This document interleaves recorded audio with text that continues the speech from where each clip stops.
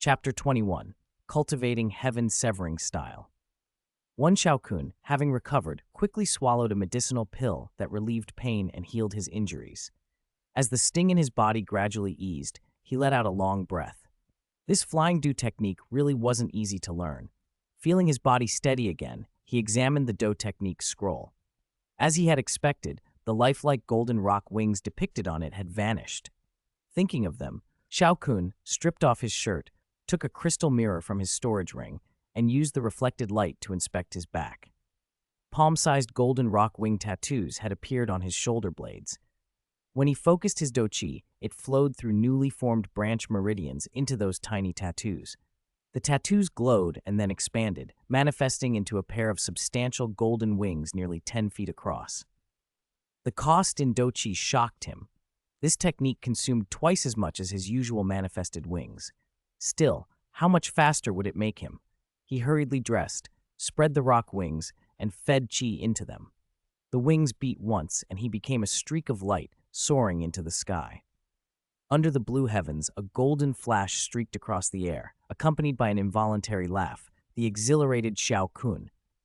Despite the heavy do-chi consumption, the new wings made him 5 times faster than before. Combined with his original manifested wings, the two effects stacked to about 6 times his original speed. Even an ordinary Do Huang would struggle to catch him. After half a day of acclimating to the new velocity, he returned to the cave satisfied. He drew out another Earth-rank high-grade Do technique scroll, Heaven's Severing Finger. Wanting to study it thoroughly, he channeled Do Chi into his hands and transmitted it into the scroll. The scroll absorbed the energy and faintly glowed. He persisted for half an hour. Fine cracks appeared along the surface. Excited, Xiao Kun let loose a surge of Do Chi from every corner of his body. The cracks widened and a golden light seeped through. With a loud bang, the scroll burst open, sending a blinding radiance throughout the cave. When his eyes adjusted, he reached out. The dense characters on the torn scroll condensed into a wisp of golden light and shot into his mind. Pain exploded in his head, intense pressure that lasted for tens of seconds, then subsided. In its wake surged a vast flood of information. The technique had only one named move, but it split into 2 distinct styles, Heaven-Severing Style. One could be cultivated by a Do King. It took advantage of finger techniques. Once it struck, the Do Chi at that point would be sealed, interrupting circulation and drastically reducing the opponent's combat effectiveness. Style 2 was entirely different. It required a dozong to cultivate and produced enormous power, a 100-jang giant finger descending from the sky to lock onto and crush the enemy. Even a dozong struck squarely could be annihilated. The text also recorded an advanced technique, a heaven-rank high-grade Do technique called Hand of the Heavens.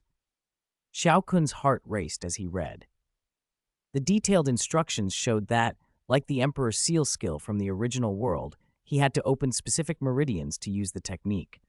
For a month and a half he worked at it and finally opened the 5 required meridians.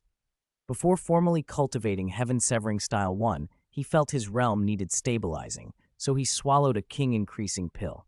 2 days later, he broke through to Do King 8-star. He immersed himself in practice. After another month and a half of strenuous cultivation, he achieved a breakthrough to 9-star Do King and had become proficient in Heaven-Severing Style 1. In the eastern reaches of the Magical Beast Mountain Range, a young man faced a 5th-tier fire attribute Blazing Eagle. A silver light flashed in his eyes. He vanished and reappeared behind the beast. His finger found the Blazing Eagle's right wing, and an invisible, armor-piercing current slipped through the creature's protective Do Chi, burrowing into the wing itself. The Blazing Eagle cried out. The Do Chi in its wing began to dissipate, and its flight wavered. Seizing the moment, Xiao Kun clad his right hand in alien flame, shaping it into a sharp-edged white gauntlet. In the stunned eagle's eyes, he struck the head. His punch pierced through its cranial defenses, and the intense heat incinerated the brain into ash. The Blazing Eagle fell. Just now, he had used a shape-shifting illusion to teleport behind the beast, Heaven-Severing Style 1 to seal the Do Chi in its wing, and Flame Sculpting to form the Alien Flame Gauntlet and deliver the killing blow. The technique proved extremely practical. Low Do Chi consumption, hidden output, and armor piercing. ideal for sneak attacks.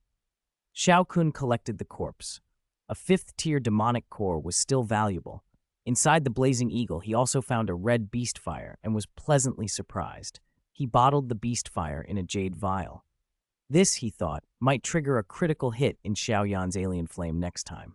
Smiling, he carefully stored the vial in his storage ring. Back in the cave, Xiao Kun planned his next step. Advance to Do Huang and perfect flame sculpting to major achievement, so his sculpted creatures could attain simple sentience and act autonomously in battle. Chapter 22, Breakthrough to Do Huang. 2 months later, Xiao Kun stood before the invisible fire python, 3 zhang wide and dozens of zhang long. Its lively eyes showed that this enormous fire python, condensed from heavenly flame, had finally gained sentience. Xiao Kun reached out and stroked its flank. The python's fledgling awareness seemed to understand the gesture as affection and immediately rubbed its massive head against him in a spoiled way. Watching the python, Xiao Kun couldn't help but marvel at the secret technique, flame sculpting. The success had come with a bit of luck. He had sculpted many things before, but never figured out how to give them consciousness. The moment he sculpted a fire python, however, everything clicked, perhaps because the fallen heart flame's core form was a fire python, making it easier to grant life to that shape. With this successful case, animating other creations would be far simpler. A warm sense of accomplishment swelled inside him.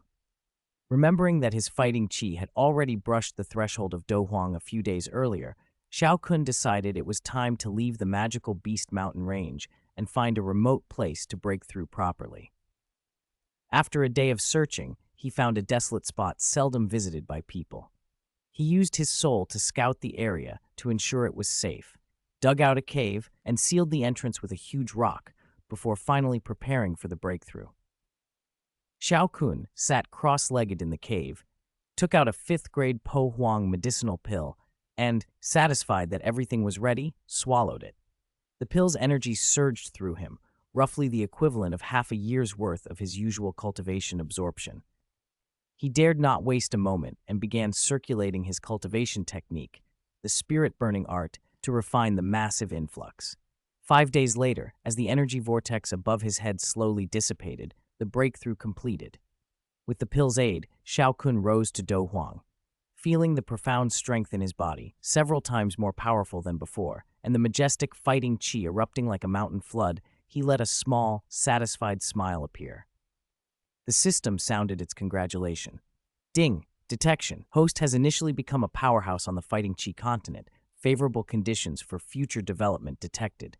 Special reward, 3 Dozong experience cards, 3 Dozun experience cards, and 3 Dosheng experience cards.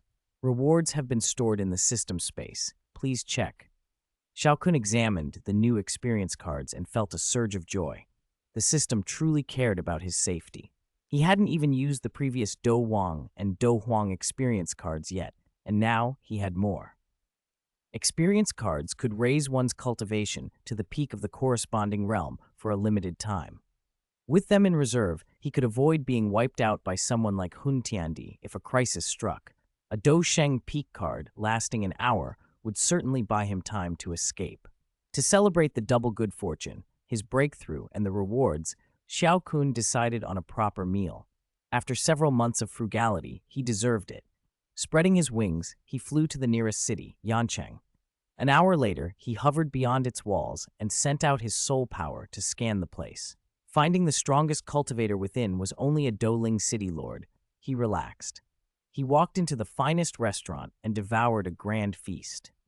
Full and content, he decided more indulgence was in order, but he didn't want to draw attention. He donned a black robe and made his way to the city's most extravagant brothel. Inside, the pleasure quarter buzzed with competing beauties, and Xiao Kun nodded with satisfaction. He reserved the largest heavenly private room, 200 square meters, handed the manager a gold card containing 1,000,000 gold coins, and instructed, "Bring me the best and most talented girls." Soon 20 beauties entered, each distinctive. Nearly 10 carried instruments, the other 10 wore brocade skirts, ready to dance. Xiao Kun smiled and said, "I only want music and dancing tonight, nothing else." Relieved of their worries, the girls readied themselves. Xiao Kun waved his hand. Start the music. Begin the dance. Tonight I'll enjoy the pleasure quarter as a listener. Melodious notes filled the private room. Watching the graceful dances and listening to the enchanting music, Xiao Kun couldn't suppress a contented sigh. It wasn't a waste to be reborn, he mused. By dawn, a ray of sunlight found the wide bed of the private room. Only one handsome young man lay there, the bed large enough for 10. Xiao Kun opened his eyes, smiled at the memory of last night, and felt a quiet satisfaction. He had only listened and watched. That was enough. Good times passed quickly. After a day of indulgence, it was time to return to reality and work on improving his strength. He left amid the manager's flattering chatter, stretched lazily in the sunlight, and said to himself, time to keep pushing. 2 hours later, he returned to the cave in the eastern magical beast mountain range where he had lived for months. The hard work of cultivation resumed. Time flowed on. A month and a half later, Xiao Kun felt another surge. After taking a 6th grade Zhenghuang pill, he had advanced 2 star ranks and reached 3-star Douhuang. He smiled, satisfied with the progress. 3-star Douhuang, Yunyun should be the same rank now. By his calculations, she would soon be arriving at the Amethyst-Winged Lion King's lair to request the Purple Spirit Crystal. In the original timeline, Yunyun's strength was sealed by the Amethyst-Winged Lion King there, allowing Xiao Yan to win her favor. Now, because Xiao Kun cared for Yunyun, he had been watching the Amethyst-Winged Lion King's territory closely since returning to the magical Beast Mountain range a month ago. If a battle erupted near the lair, he would know. When Yunyun was sealed, Xiao Kun planned to arrive before Xiao Yan and rescue her, hoping to take the first step toward winning her heart. Chapter 23, Green Lotus Core Flame. 2 days later, while Xiao Kun was deep in the magical Beast Mountain range searching for medicinal ingredients, he suddenly heard the sounds of a fight ahead. He quickly concealed himself and crept closer to investigate. It turned out to be Xiao Yan. Xiao Yan was locked in combat with a 2nd-tier Ironwood ape, handling it with ease. After a few moves, Xiao Yan unleashed his 8-stage collapse strike. A spray of blood burst from the ape's chest and it collapsed with a shudder. Xiao Kun watched, impressed. Xiao Yan now not only fought skillfully, but had just shot up 6 cultivation stars to become a 7-star Do Master. The progress was remarkable. When the fight ended, Xiao Kun revealed himself and flew over. Xiao Yan had just relaxed when his keen spirit sense detected the approaching figure. He turned and went into a stance. "Who's there?" he demanded. Then he saw Xiao Kun flying toward him with a smile. Recognizing his brother, Xiao Yan lowered his guard, slipped the Xuan heavy ruler back into his storage ring, scratched his head and said sheepishly, "Third brother, I didn't expect to run into you here." "Same here, fourth brother," Xiao Kun replied with a surprised smile. He'd actually come to the range to wait for Yunyun. Although he'd expected Xiao Yan to be inside the range, meeting him was a pleasant coincidence. He glanced around and asked, curious, "Where's Xiao Yi Xian? I thought she was with you." Xiao Yan flushed a little.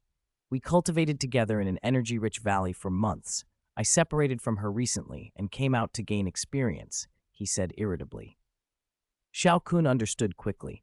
In the original timeline, Xiao Yan had only entered the valley with Xiao Yi Xian after saving Yunyun, but now he'd already finished his cultivation there and come out. Xiao Kun felt a little wistful, but the change was inevitable. Since he'd met Xiao Yan now, he could give him the rank 5 beast fire he'd been keeping.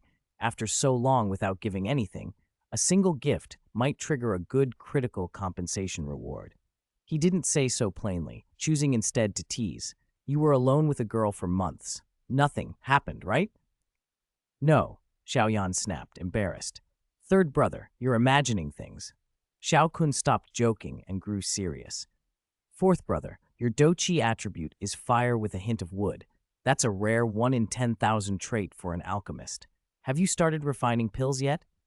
Xiao Yan didn't know why Xiao Kun asked, but replied, "I can refine rank 2 pills already." "Very good." Xiao Kun raised his right hand and called up an invisible flame. The air warped subtly, and Xiao Yan's senses told him a strange fire had appeared. Seeing the invisible flame, Xiao Yan remembered Yao Lao's words after Xiao Kun had dealt with the wolf-head mercenary group, that Xiao Kun might possess the fallen heart flame. he asked in disbelief.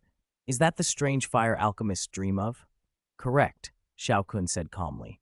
It's the fallen heart flame, 14th on the strange fire ranking list. When he saw Xiao Yan's envy, he added, I don't have a second strange fire, but I did get a rank 5 beast fire recently. That should help you now. I'll try to find you a strange flame later. For now, use this beast fire. He produced a jade bottle from his storage ring with a sealed red flame inside and handed it to Xiao Yan. Xiao Yan was moved and accepted it without hesitation.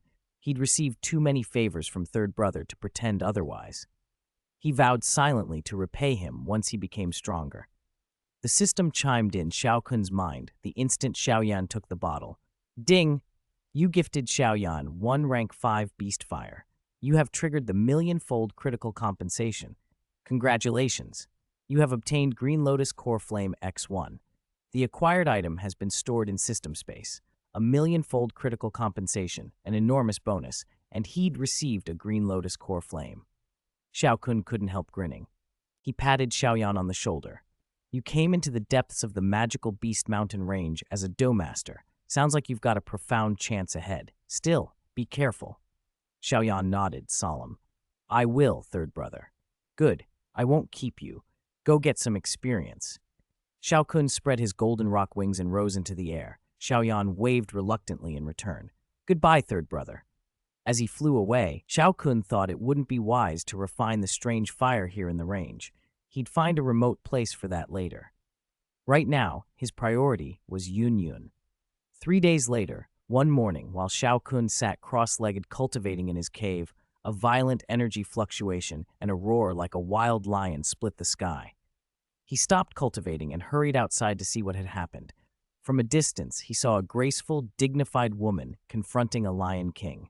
2 terrifying streams of qi cleaved the sky into blue and red halves. Xiao Kun instantly recognized Yun. She'd come to retrieve the purple spirit crystal from the Lion King. This was the first time Xiao Kun had witnessed a Douhuang's battle in person. To get a better view without being noticed, he spread the nearly transparent white Douqi wings he usually used for stealth. The golden rock wings were too conspicuous. With a slight vibration, he hovered and flew low and fast toward the battle. Chapter 24. Yun. Flying close to the gaps between the trees, Xiao Kun moved swiftly. 3 minutes later, he reached a spot about 100 meters below the fighting above. He hovered, then settled atop a giant tree, concealed by the leaves, and watched the battle. From this vantage, he could clearly feel the tremendous auras of both combatants. The amethyst-winged Lion King was even more imposing in person than rumor had suggested. Its body stretched 7 or 8 meters, encrusted with purple crystals that flashed in the sunlight. A fierce lion's head crowned with a spiraling red horn made it look vicious. Clusters of purple flames swirled around the horn. A pair of enormous purple wings grew from its flanks, and each beat sent torrents of purple fire rippling along them. Its 4 thick claws were also sheathed in crystal, and every step made the surrounding void realm tremble with force. Seeing the magnificent creature up close, Xiao Kun couldn't help but think that if he could ever tame such a beast as a mount, it would be extraordinary. His gaze then shifted to the Cloud Mist Sect's sect master, Yun, someone he had long admired. She hovered in the sky in a simple, form-fitting dress, holding a long sword that glowed a soft cyan. Her dark hair was styled with an elegant phoenix ornament. Her face was serene, composed. Even facing such a terrifying demonic beast, she remained calm, her tranquil expression lending her a natural nobility that even plain clothing could not hide. Xiao Kun watched her and sighed inwardly. As the Cloud Mist sect master, even a woman of gentle nature would naturally acquire a certain poise and authority from years of leading a sect. Without extraordinary circumstances, gaining her heart would likely be extremely difficult. After a long standoff, the Lion King, impatient by nature, finally spoke with a rumbling voice. Human woman, why disturb this king's rest? I wish to borrow the Lion King's purple spirit crystal, Yun answered. Her voice was clear and pleasant, like pearls falling on jade. A purple spirit crystal? The amethyst-winged Lion King scoffed. My clan only sheds a fragment of its body every 20 years. You would dare demand one so easily? The two traded words, and the negotiation grew heated. Yun Yun offered other items in exchange, but the Lion King made an outrageous demand. He would accept only a transformation pill. Yun Yun neither possessed such a pill, nor could she agree to such terms. Seeing no path to reconciliation, she chose to fight to seize the crystal by force. I know you are also a Do Huang, the Lion King warned, but if we truly battle, I don't know whether you'll leave the magical beast mountain range alive. You needn't worry about that, Yun Yun replied calmly. She raised a fair hand, and a small cyan whirlwind appeared in the sky, expanding rapidly until it formed a dragon-shaped scroll dozens of meters tall. With that scroll manifesting, it felt as if a colossal pillar connected heaven and earth. The whirlwind uprooted giant trees and tore them into splinters that filled the air. The appearance of the cyan dragon scroll marked the start of their battle. Xiao Kun watched long and carefully. Their power was closely matched, both around the level of a 3-star Du Huang. Yun Yun specialized in profound Do techniques, while the amethyst-winged Lion King relied on overwhelming strength and impenetrable defense. Because neither side could gain a decisive advantage, the fight dragged on from noon until sunset. As the sun dipped below the horizon, the Lion King realized his strength would be significantly diminished after dark and could no longer afford delay. "Human woman, you have worn away my limited patience," he snarled. Xiao Kun felt the tension spike. The final, decisive clash was imminent. He was nervous, too. He didn't know whether Yun Yun could escape if she were struck by the Lion King's finishing move, as had happened in the stories. He kept a close watch and prepared to intervene if necessary. Amethyst Seal. With the Lion King's roar, a dark purple beam shot toward Yun Yun. The beam shattered the wind blades of her fierce wind spiral dance, and then tore through the dozens of wind shields she had set up in front of her, driving straight into her body. As the Amethyst Seal succeeded, the Lion King materialized instantly before her and slammed a massive paw toward her chest. Yun Yun countered without hesitation. She released the Do technique Extreme Wind Meteor Kill, firing a dense cyan ray, thick as a thumb, at the Lion King's head. There was a sharp clang, the grinding scream of metal, and the two forces collided. The final exchange left the Lion King's single horn severed by Yun Yun's deep light, while Yun Yun herself took the brunt of the Lion King's claw to her chest. Injured by the seal and then grievously wounded by the paw, Yun Yun realized she had lost this round. Using her extreme speed, she vanished. Xiao Kun launched himself after her at once, spreading his rock-like wings and keeping pace. After over a minute of high-speed pursuit, he saw Yun Yun's velocity falter. She began to wobble and then plunged toward a stream. He dived and caught her when she was about 10 meters above the water, wrapping his hands around her calves and the back of her head. He felt the smooth warmth of her skin, as delicate as warm jade. Dizzy and injured, Yun Yun was furious at the situation. She had the sudden and confusing sensation of being embraced by a man while falling. She forced her eyes open a little. When she saw the young man's face, a fleeting relief crossed her features before she slipped into unconsciousness. Xiao Kun smiled faintly at the sight of her dozing in his arms. She had not pushed him away. He studied her flawless face and then frowned.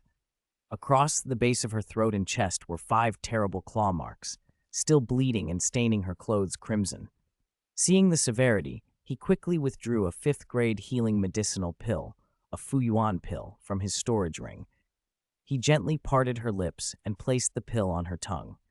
As if sensing its power, Yun Yun instinctively swallowed. Her complexion brightened almost immediately. Relieved, Xiao Kun turned and flew quickly toward the cave they had passed earlier, intending to give her proper treatment. Chapter 25. Healing. Xiao Kun rushed into the cave, spread a brocade cloth on the ground, and gently laid Yun Yun down. Only then did he have a moment to look closely at the woman he had longed for in his previous life. Up close, her beauty was even more breathtaking than he had imagined. Delicate, almost painted, with a grace and nobility in her bearing that set her apart. But there was no time to linger on such thoughts. He shook himself and focused on the terrifying wound on her chest, fishing several bottles of topical salves and pain relievers from his storage ring. He bent forward to lift Yun Yun's outer robe and examine the injury when she, though still unconscious, suddenly opened her eyes. Her gaze was sharp and cold, full of offended shame, as if she had misunderstood his intentions. Xiao Kun held up both hands in a placating gesture. "You're awake. I thought you were unconscious and badly hurt. I just wanted to treat you. Don't misunderstand. If you're awake, you can do it yourself." The chill in Yunyun's eyes softened a fraction. She attempted to reach for the medicine, but her body remained rigid. She was paralyzed. Xiao Kun offered the remedy, but she made no move, instead whispering, "Damn it, I've been struck by its seal." Realizing she couldn't move, Xiao Kun stayed cautious and made no sudden motions. An awkward silence settled between them. Yunyun fought internally for a moment, considering the severity of her injuries, forced herself to speak with as calm a voice as she could muster. "Apply the medicine," she said. Xiao Kun's face lit with a surprised, private delight. "Really? Then don't ask me to take responsibility afterward or threaten to beat and kill me," he said contrarily. Yunyun's expression betrayed a flicker of exasperation. Few people had dared to speak to her that way. "I am not so rigid," she answered quietly. "So long as you keep your hands and your mouth in check, I will not repay kindness with enmity." Encouraged, Xiao Kun stepped closer. He glanced across her face, then lowered his eyes to the injury. He carefully lifted the outer robe and found a light blue metal inner armor beneath it, its surface flowing with shimmering light like rippling water. Clearly no ordinary protection. 5 deep claw marks had been carved into it, and blood still seeped from the gaps. Without that inner armor, Yunyun's chest would have been torn open by the amethyst-winged lion king's claws. "Cough. The wound must be under this armor," he said awkwardly. "We'll need to remove it to treat the injury." Yunyun's body trembled at his words, but she closed her eyes, drew a steadying breath, and answered in a voice that quivered yet remained composed. "Unclasp it. I apologize for the trouble." Xiao Kun admired her decisiveness. He helped her sit up, then turned his back and sat cross-legged between her and the opening of the robe, a gentlemanly precaution. He could feel his hands tremble as he reached to undo the armor's clasps, fingers brushing against the smooth, alluring curve of her back. Each light touch made Yunyun tense. She was clearly uncomfortable with a man touching her. Slowly, he loosened the clasps and pulled the inner armor free. Even with the utmost care, his fingers brushed the wound, and Yunyun gave a sharp gasp, her body shuddering. With the armor removed, her upper back and the area around the injury were exposed. Her skin, pale as snow, flushed a faint pink. She issued a hasty warning. "Control your hands and your eyes," Xiao Kun stammered, then retrieved a wide black robe from his ring and draped it over her. He helped her lie back down and again saw her face, now flushed and tired. The earlier wariness had melted away. Her gaze toward him no longer held hostility. Perhaps his respectful handling had earned him some goodwill. "I'm going to clean the wound now," he said. He eased the robe aside to expose the wound, giving himself only a sliver of space, just enough to work without crossing her boundaries. From his ring, he took clean cotton and a vial of green medicinal liquid, dabbing the liquid onto the cotton and gently wiping the blood from around the clawed gashes. Yunyun watched him with a small, reluctant softness forming in her expression. When the wound was clean, Xiao Kun sprinkled a white healing powder over the cuts. The medicine stung. Yunyun let out a low groan. "It'll be over soon," he murmured and hurried on, wrapping the area in clean gauze with careful practiced hands. His eyes caught glimpses of things he shouldn't linger on, but he kept quiet and focused on the task. "All right, the dressing is done," he announced, sounding relieved. "As for your internal injuries, I gave you a medicinal pill earlier. That should help you recover. The seal, though, I don't have a solution for it right now. You'll have to rely on yourself to break it." Yunyun lay quietly on the brocade and then, unexpectedly, smiled at him. The smile was graceful, untouched by bitterness. Seeing it, the urge to protect her swelled in Xiao Kun's chest, a sudden, fierce lurch. He kept the one sharp secret to himself. He had, by a stroke of luck, obtained a 6th-grade calamity-breaking pill from a critical hit, an item that could dispel the seal. He had not used it. If he broke the seal, Yunyun's strength would return quickly, and the fragile time they had together now would end sooner than he wished. For the moment, he chose to keep that pill hidden. Chapter 26, Cohabitation in the Cave. A minor thing. Xiao Kun had answered as if it mattered little, then turned and walked out of the cave, trying to calm a heart that was pounding like a war drum. Inside, Yun lay on the floor and watched him go. A sweet smile spread across her face. She whispered to herself, "He really is just a youth." Xiao Kun, outside and doing his best to seem composed, didn't see that smile. He stood under the dying light of the sky and let several slow breaths steady him. The moment had been awkward. Better to give it some time. Dinner was approaching. Normally, he would have made do with rations, but now there were 2 of them. He needed better provisions and a few precautions. He traced a string of seals and summoned an energy clone with his shape-shifting illusion technique.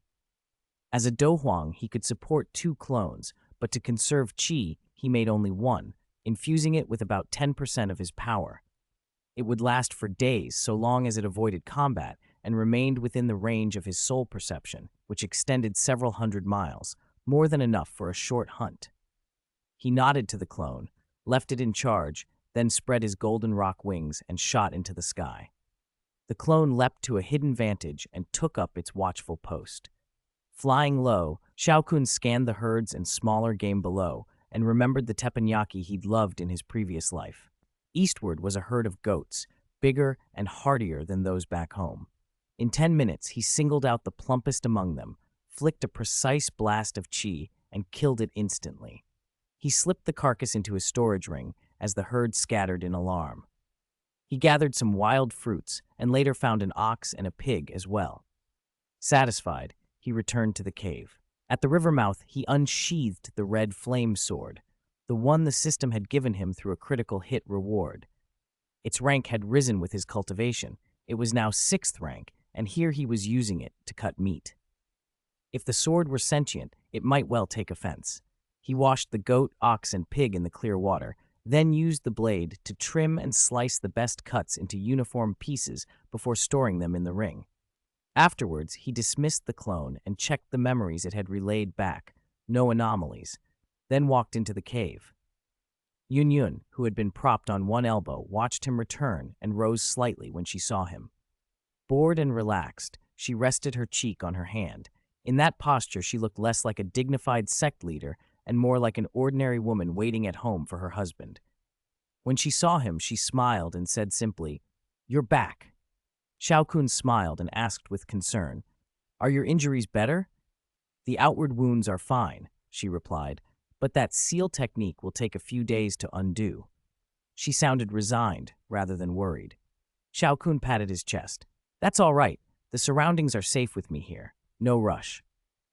He produced a platter of mutton from the storage ring and set up 2 stone chairs and a small stone table, items forged from some special rock he kept for travel. He sat and invited her. "You must have been bored in the cave.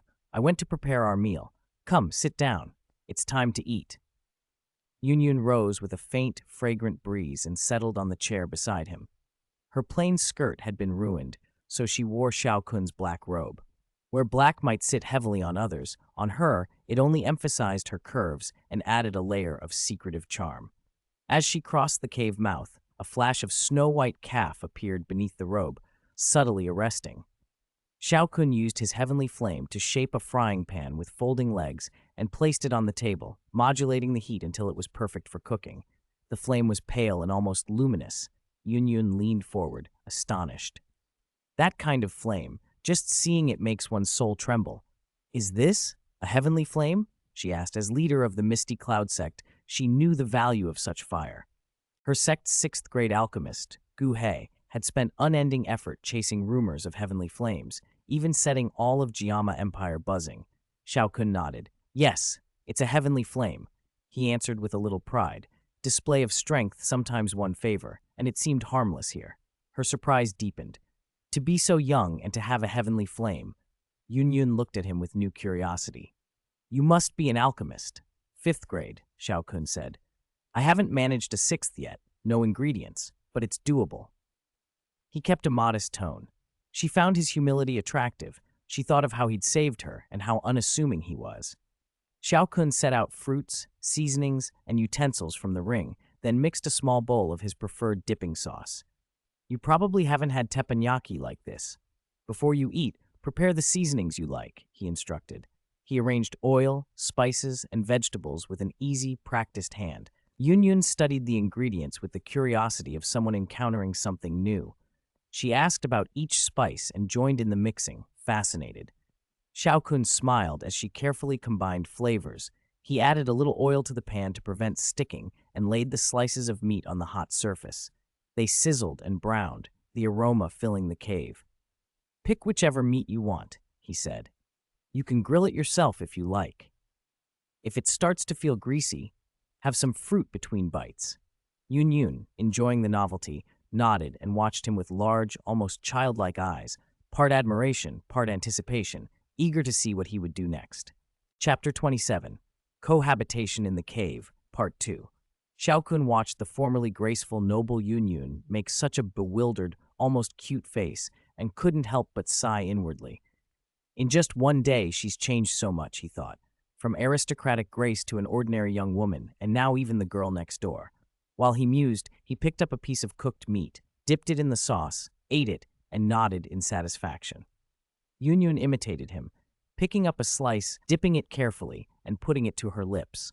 Her red mouth moved delicately. She frowned slightly, clearly displeased with the taste, but she still chewed with the slow, elegant manner of someone used to formality. As her slender neck moved, confusion creased her pretty face. "The sauce I mixed doesn't taste right," she said. "I followed your instructions exactly." Xiao Kun tasted a little from her dish with his chopsticks and grimaced.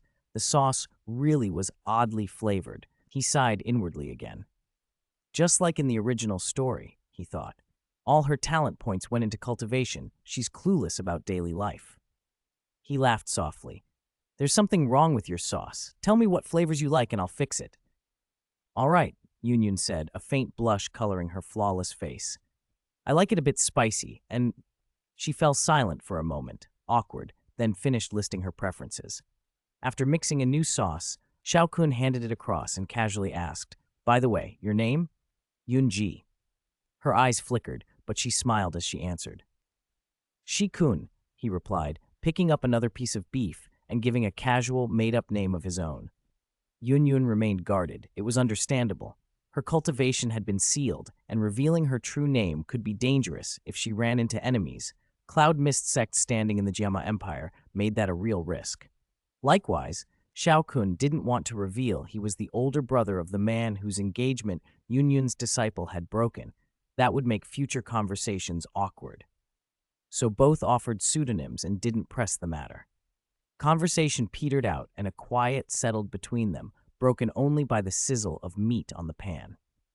After a while, as he chewed a slice of mutton and felt about 70% full, Xiao Kun asked, "Once you've recovered, are you still planning to find the amethyst winged lion king?"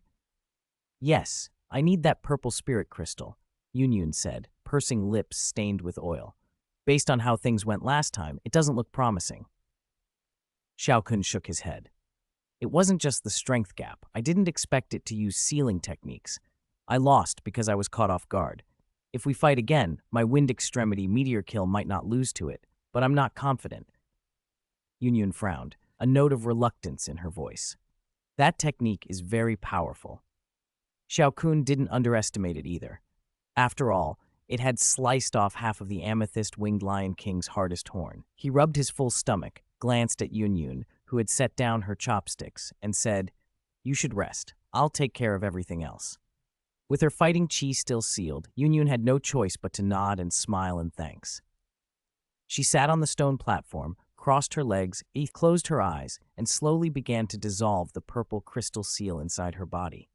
Xiao Kun washed the utensils, burned the leftovers to ash with a burst of strange flame, then sat cross-legged on a nearby platform and began to cultivate. In the days that followed, as Yun worked on breaking the seal and Xiao Kun watched over her, their relationship loosened. The nobility she'd carried for so long softened in his company. The seal seemed to fade more than just her power. The cave felt like a shared home, and the two of them settled into an easy routine. 2 peaceful days passed. On the afternoon of the third day, Xiao Kun sent out an energy clone to guard the cave before heading out to search for medicinal herbs. After searching the northern slopes for an hour with no luck, he turned south. Passing over his own cave on the way, he took a moment to scout from the air in case he'd missed any demonic beasts. As he swept his vision over the small stream beside the cave, he locked onto a white figure at the water's edge and froze in midair. Yun, bathing below, had heard the sound of someone flying above and hurried to the shore, praying that whoever it was wouldn't fly that direction. She was still moving toward the bank to dress when the whistling of flight came directly overhead and then stopped. Startled, she looked up and saw Xiao Kun. Flying faster than an ordinary dohuang because of his rock wings, he had appeared before she could finish. Yun first froze, then screamed, frantically covering herself with her hands. That scream snapped Xiao Kun back to reality. He yelled, "I didn't see anything," and flew off the way he'd come. As he passed the cave, he caught sight of his clone peeking out from a hidden spot beside the entrance with an expression of admiration. Heat rose to his face. He immediately used a secret technique to recall the clone and reviewed the memories it returned. The explanation was humiliatingly simple. For the past few days, he'd left around noon and returned at dusk. Yun liked to be tidy. She'd realized she hadn't bathed in days and decided to wash while he was away. The clone, alerted by her movements, hadn't interfered, only descended to another hiding place to avoid seeing anything improper. But the main body, flying by, had seen her directly. Standing there, mortified and not sure how to face her, Xiao Kun heard approaching footsteps and scrambled to find a hiding place. Yun came back toward the cave, her face flushed from shame and her anger far outweighed the embarrassment, so much so that there were faint tears glistening in her beautiful eyes. Chapter 28, Cave Cohabitation 3. It seemed Yun was truly unsettled right now. It would be better not to show herself yet. Xiao Kun decided to stay hidden a little longer, let Yun calm down and return tonight. With that thought, he sank deeper into the shadows. He watched Yun stumble into the cave with unsteady steps. She looked utterly distraught. She couldn't believe her bad luck. She had only gone a few days without bathing and had planned a quick wash while Xiao Kun was out, yet he had coincidentally seen her. The memory still prickled with embarrassment. Her body, preserved for so many years, had been exposed to a youth far younger than herself, here at this tiny pool. The awkwardness made her not want to return to the cave, but she had no choice. She swallowed her pride and went back in. Inside, she found no trace of Xiao Kun and let out a small sigh of relief. She sank into a chair, bit her lower lip, and stared into the distance, her face flickering with conflicting emotions. Time dragged on. About an hour later, while both of them were still wrapped in their private turmoil, two wolf howls rose from the poolside where Yun had bathed. The sound startled Xiao Kun. The howls meant demonic beasts had been drawn by the scent left from her bath. He spread his golden rock wings, flapped once, and in the span of a breath hovered over the pool. Two rank 3 wolf-shaped demonic beasts were prowling on the ground. Xiao Kun exhaled, then launched 2 fire snakes as thick as a man's arm. They struck with lightning speed, coiling around the wolves before they could react.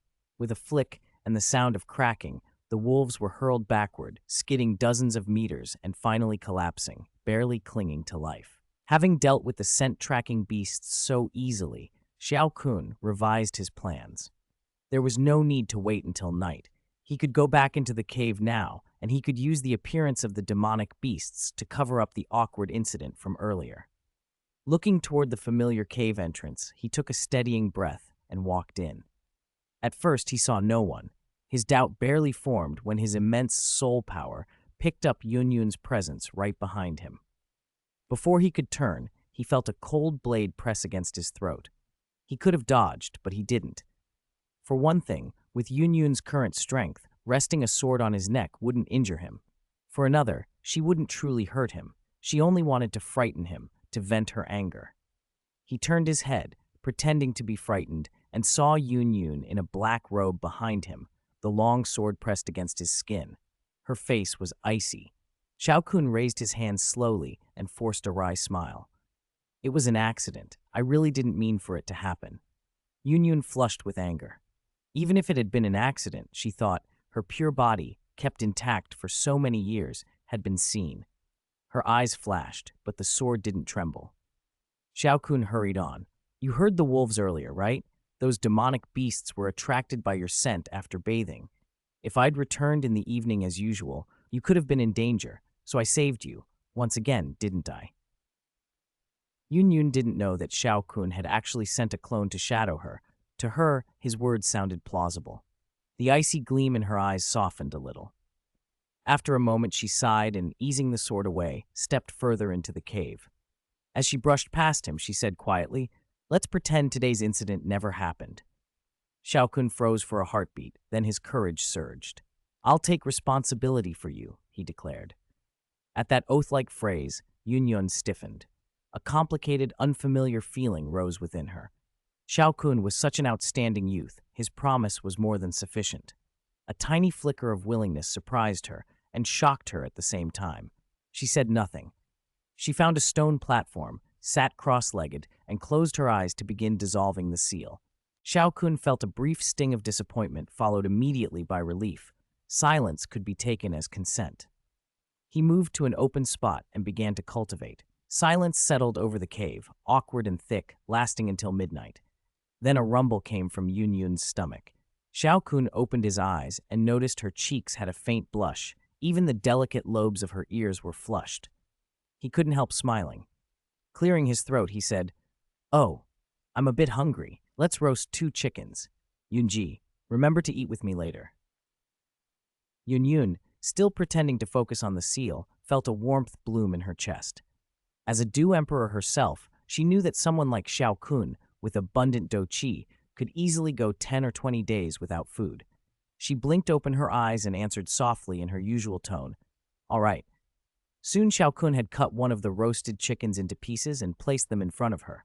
Yun looked at the gentle-faced youth, and a trace of tenderness passed through her. She thanked him softly and began to eat carefully and deliberately. The food seemed to relax her. Between bites, she said quietly, "Tomorrow, I should be able to break the seal." Xiao Kun, who had been chewing quickly, froze. He swallowed, then breathed out softly, thinking that chances for this kind of quiet, intimate contact would likely be much rarer in the future. Chapter 29. Battling the Amethyst-Winged Lion King, Xiao Kun gave a faint, regretful smile. "Is that so? Then congratulations." Yun seemed oblivious to the mood behind his words. "Now that my strength has recovered, I'm going to find the Amethyst-Winged Lion King again." "No, that won't do. You were hurt last time. I'll go this time. You just stay back. I'll avenge you." Xiao Kun spoke with sudden, forceful determination. Yun was momentarily taken aback. She hadn't expected him to be so bold. After a little thought, she still replied, "No, this is my business. I won't trouble you." "How could it be trouble? I said I'd take responsibility for you. My strength is far greater than you think." Xiao Kun's expression hardened. There were several reasons for his sudden resolve. Avenging Yun would improve her opinion of him. On the Fighting Chi continent, strength won respect. He also wanted to subdue the Amethyst-Winged Lion King. The Xiao family was short on experts, and having the Lion King as a guardian for Wutan City would be invaluable. Most practically, the Lion King possessed a purple spirit crystal and a purple crystal source. Xiao Kun intended to seize them to trigger a critical compensation. If Yun took the crystal, he might lose that chance. Despite herself, Yun felt an unfamiliar warmth. All her life as a sect master, she had been the one others relied on. Now someone wanted to rely on her. Reluctantly, she agreed. "All right, tomorrow you'll face the Amethyst-Winged Lion King.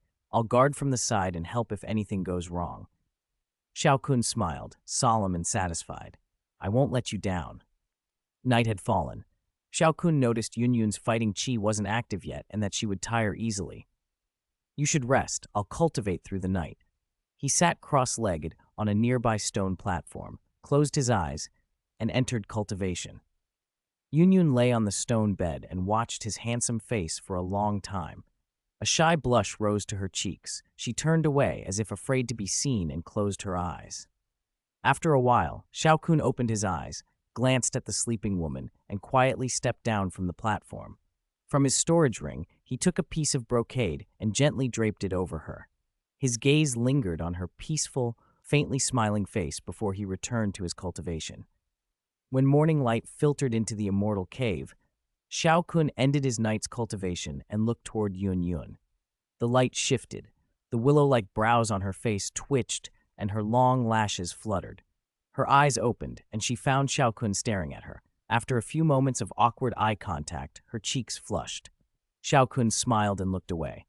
"Has your strength recovered?" he asked. It's recovered," Yun Yun answered with a bright smile.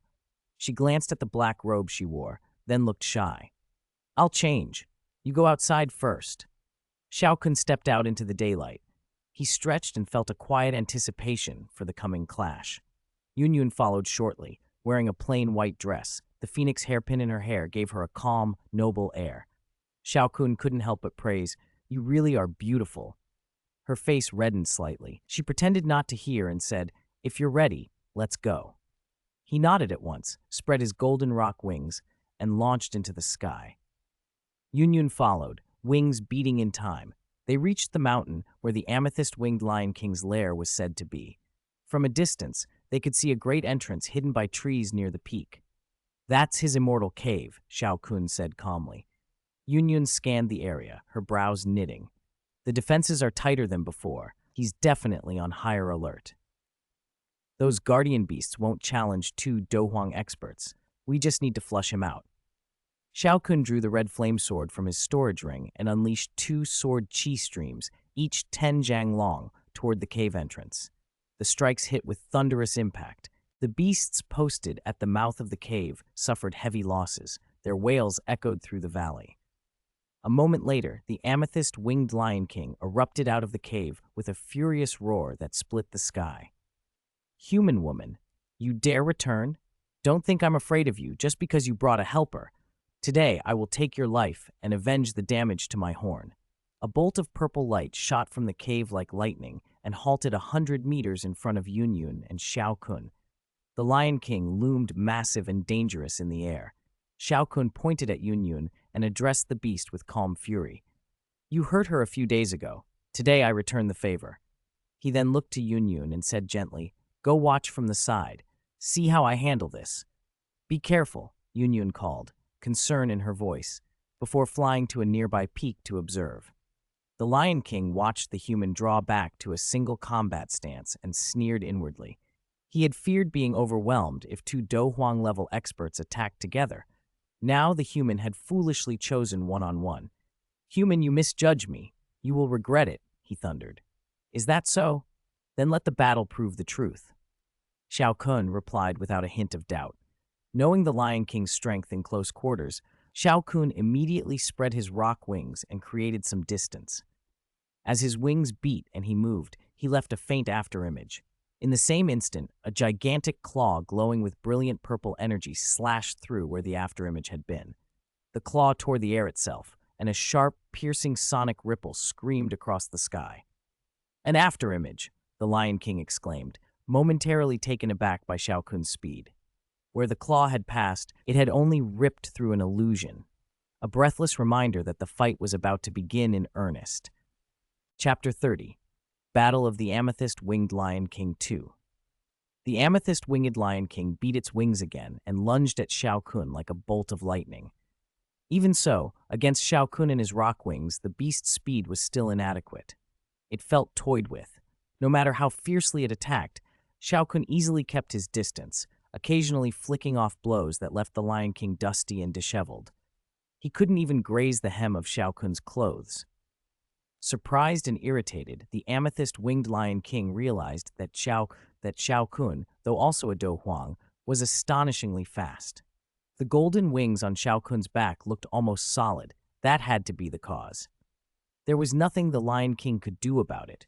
He couldn't very well forbid the other from using his wings, so he could only become more vigilant and wonder what other tricks the unusual youth might have. Watching from a short distance, Yun Yun relaxed slightly when she saw Xiao Kun's casual attitude. The amethyst-winged Lion King, however, could not tolerate being toyed with forever. It roared furiously, "Human, if you have the guts, fight me head-on." Xiao Kun stopped and smiled. He had tested his speed long enough. Now it was time to try other techniques and gain more battle experience. From the spirit absorber at the center of his chi cyclone, invisible flames erupted like a miniature volcano and raced along a hidden path inside him. As the fire circulated, violent energy seeped out through every pore of his body. Heavenly Flame 3 Mysterious Transformations. First stage, Heart Flame Transformation. A majestic aura burst forth from Xiao Kun, one that was on par with a 6-star Du Huang. The amethyst-winged Lion King stared, dumbfounded. It hadn't expected Xiao Kun to possess such a profound secret technique. Dread crept into its mind. But Xiao Kun ignored the Lion King's reaction and charged straight at him. In the blink of an eye, he flashed to point-blank range and thrust his red flame sword, its edge shimmering with an invisible fire, at the Lion King's eye. The Lion King reacted with blinding speed, slashing up with a massive crystal-clawed paw wreathed in purple flame. The moment claw met sword, the purple flame sputtered and died, and a chunk of the purple crystal shattered and flew off the claw. "Heavenly Flame! You actually possess a heavenly flame!" The Lion King roared in terror. Demonic beasts like him, who relied on flames in combat, feared heavenly flames more than almost anything. Panic flared up, and the Lion King retreated while issuing another ear-splitting roar, this one tinged with a summoning command. Howling answers came from across the magical beast mountain range. In short order, 50 demonic beasts of Tier 4 and above converged on the scene. 3 Do King rank beasts joined the amethyst-winged Lion King, forming a ring that isolated Xiao Kun in the center. Yun Yun moved to rush in beside Xiao Kun, but he waved her back with a confident smile. The Lion King sneered. "I admit fighting you now is risky, so I summoned my horde. Why don't you call that human woman over to help you?" "Don't worry, I won't let her help," Xiao Kun replied coolly. The Lion King's smug grin widened when he saw Xiao Kun fall into the trap. Then, Xiao Kun wordlessly formed a set of hand seals and shouted in his mind, "Shape-shifting illusion, Dochi clone." Dochi poured out from both sides of him and twisted into form. In an instant, 2 perfect replicas of Xiao Kun stood at his flanks, each radiating the same majestic aura. The Lion King's smile froze. "Impossible! It must be an illusion," he muttered. Xiao Kun flicked his finger, and the 2 clones darted outward, striking at the Lion King and the surrounding beast horde. Xiao Kun followed, charging straight for the Lion King. The beast narrowed its eyes and rushed to meet him, hoping the clones were mere distractions and that the horde could crush them. Then it could turn its full strength on the real Xiao Kun. But the clones fought with brutal efficiency. The horde suffered heavy losses and scattered amid their screams. The amethyst-winged Lion King watched in mounting dread. He could barely handle one Xiao Kun. If the clones cleared his subordinates and then joined the assault on him, defeat would be instantaneous. Xiao Kun formed another set of seals in a flash. Flame sculpting. Invisible flame surged from his body and coalesced into a nearly transparent white fire serpent, 4 zhang across and dozens of zhang long. The instant the serpent formed, it reared and roared to the sky, its hiss like a dragon's, sending ripples through the air. Rocks loosened on nearby peaks and cascaded down the slopes. The amethyst-winged Lion King stared at the white fire serpent. Its head alone was larger than his entire body. Despair washed over him. Before he could fully absorb his fate, Xiao Kun flicked his finger. Battle intent flared in the serpent's slitted eyes, and it struck. With a sweep of its massive tail, the serpent slammed the Lion King into the side of a mountain like a cannonball. The peak exploded under the impact. Boulders thundered down, and after a moment, the amethyst-winged Lion King clawed his way from the rubble. He was bleeding. The once solid purple crystals plating his body were cracked and riddled with fractures. The serpent's eyes narrowed in displeasure that the Lion King still stood. It opened its enormous maw and gathered energy. A column of white flame, 2 zhang in diameter, launched toward the injured beast like a bolt. "Ha!" the Lion King answered, unleashing everything he had. Purple light exploded from his body and condensed into a deep violet pillar only half a chi long. It shot forward at lightning speed. "Purple crystal seal!" His low roar reverberated through the mountain range. Chapter 31, Subduing the Amethyst-Winged Lion King. Boom! Wherever the purple light pillar and the red fire pillar met, space warped slightly. In an instant, they collided with the force of 2 meteorites slamming together. The two pillars locked in a brief stalemate, but the purple light soon began to lose ground. In another moment, the red fire pillar forced its way forward toward the amethyst-winged Lion King. Just before it struck, the fire python, at Xiao Kun's signal, tilted the red pillar upward.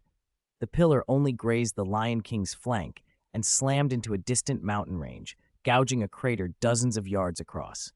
Stunned by the near miss, the amethyst-winged Lion King had no time to recover before Xiao Kun's two clones swept through and wiped out all of his subordinate demonic beasts.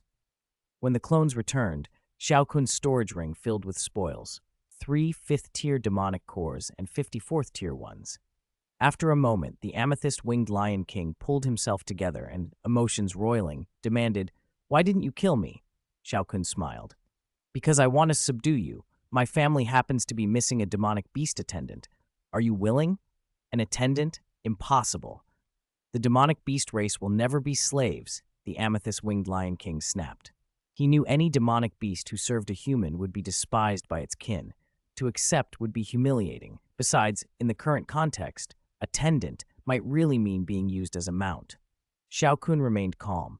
"I'll offer 2 transformation pills as compensation." "No matter what you offer, I will not agree," the Lion King began, then stopped when Xiao Kun added, as if reading his thoughts, 2 transformation pills, 1 for you and 1 for your son." At the mention of the transformation pill, the Lion King froze, his huge eyes widening in disbelief. It made sense. Transformation pills were miraculous medicines refined only by 7th-rank alchemists. A demonic beast that took one could transform fully into human form and thereafter cultivate at human speed. Given demonic beasts' long lifespans, that usually meant much greater achievements. A 6th-tier demonic beast taking a transformation pill to reach 7th tier could even bypass the lightning tribulation safely. To demonic beasts below the 7th tier, transformation pills were priceless. "So, 2 transformation pills?" the Lion King repeated weakly. "Let me think about it." Seeing the hesitation, Xiao Kun's voice hardened. "If you refuse, I'll kill you. This range is vast. There are plenty of other demonic beasts who would accept." The Lion King immediately realized his position. I agree. Xiao Kun nodded, then flashed forward and placed 2 transformation pills and several healing medicines from his storage ring in front of the Lion King. The beast stared as if in a dream. The thing he'd longed for day and night had been given to him so easily. He had expected to at least pledge fealty for a year or 2 and be tested before receiving such a gift. Instead, it was handed over immediately. Gratitude and a new, tentative fondness for the human who had bested him filled the Lion King's mind. Satisfied, Xiao Kun waved Yunyun over. She flew to them at once and asked anxiously, "You're not hurt, are you?" "Don't worry, I'm fine." Xiao Kun laughed, pointing at the Lion King. "All the injuries are his." Then, letting his gaze linger on Yunyun's pretty face, he teased, "It's you looking worried that's causing my internal injuries." Unused to being complimented like that, Yunyun blushed deeply and stammered, You're being ridiculous." She fell quiet after that, and Xiao Kun wisely let it be. He turned back to the Lion King and said seriously, "The Lion King is now subdued and will serve as an attendant for my family. I'll give you the purple spirit crystal soon." The Lion King, who'd been watching the exchange, snapped up, "I never agreed to give away the purple spirit crystal." Xiao Kun arched an eyebrow. "Can't 2 transformation pills shut your mouth? And it's not only the purple spirit crystal. I want the accompanying purple crystal source as well. Don't worry, I'll compensate you with cultivation-enhancing medicines." Faced with Xiao Kun's offer, the Lion King thought it over. He couldn't help wondering how Xiao Kun knew about the additional crystal source, but he said nothing more. The name transformation pill caught Yunyun's attention too. She looked up at Xiao Kun with questioning eyes. He nodded. Waves of surprise and something close to admiration rolled through her. She hadn't expected him to be carrying such valuable pills. She began to reassess his status, although Xiao Kun had no idea she was speculating. Xiao Kun asked the Lion King, "Do you have a name?" "I haven't taken one," the Lion King replied. "Then I'll call you Lion King for now. Tell me when you choose a name, and you can call me Young Clan Leader," Xiao Kun instructed. "Understood, Young Clan Leader," the Lion King answered. Xiao Kun glanced at Yun Yun and with a mischievous wink asked the Lion King, "And what should you call her?" The Lion King thought for a moment, then answered uncertainly, "Young clan leader's wife." Yun Yun flushed again, indignation coloring her voice. "Nonsense." "Yes, nonsense. We don't have that kind of relationship. Call her elder sister Yun." Xiao Kun gave a mock scolding while covertly flashing a thumbs up at the Lion King behind Yun Yun's back. "Yes, yes, elder sister Yun," the Lion King replied, embarrassed but obedient to his new benefactor. With the formalities settled, Xiao Kun suggested, "Shall we head to the Lion King's immortal cave?" Neither of the others objected. Moments later, the three of them arrived at the cave. Inside, the cavern was deep and spacious, studded with purple crystal fragments that shimmered everywhere. It was beautiful and tranquil, a reminder that even a battle-hardened Lion King had known how to enjoy life. Chapter 32, 10,000 Beast Spirit Fire. After a while, the long tunnel opened into a fork. Xiao Kun turned to the amethyst-winged Lion King and asked, "Lion King, which way?" "Right. My son and the purple spirit crystal are both that way," the amethyst-winged Lion King answered after a moment's thought. Yun Yun had no objection, so the three of them headed down the right passage. After a short walk, the cave widened again. The walls and floor were almost entirely sheathed in amethyst crystal. Xiao Kun's gaze swept the chamber and stopped at the center. A smaller amethyst-winged lion cub lay prostrate, sleeping. Before Xiao Kun could say anything, the Lion King strode past him, used a massive purple claw to nudge the cub and flipped him over. Startled, the little cub woke with a roar, then recognized his father and instantly lowered his head. His mother had disappeared years ago on an excursion. The Lion King pried open a stone slab where the cub had been lying.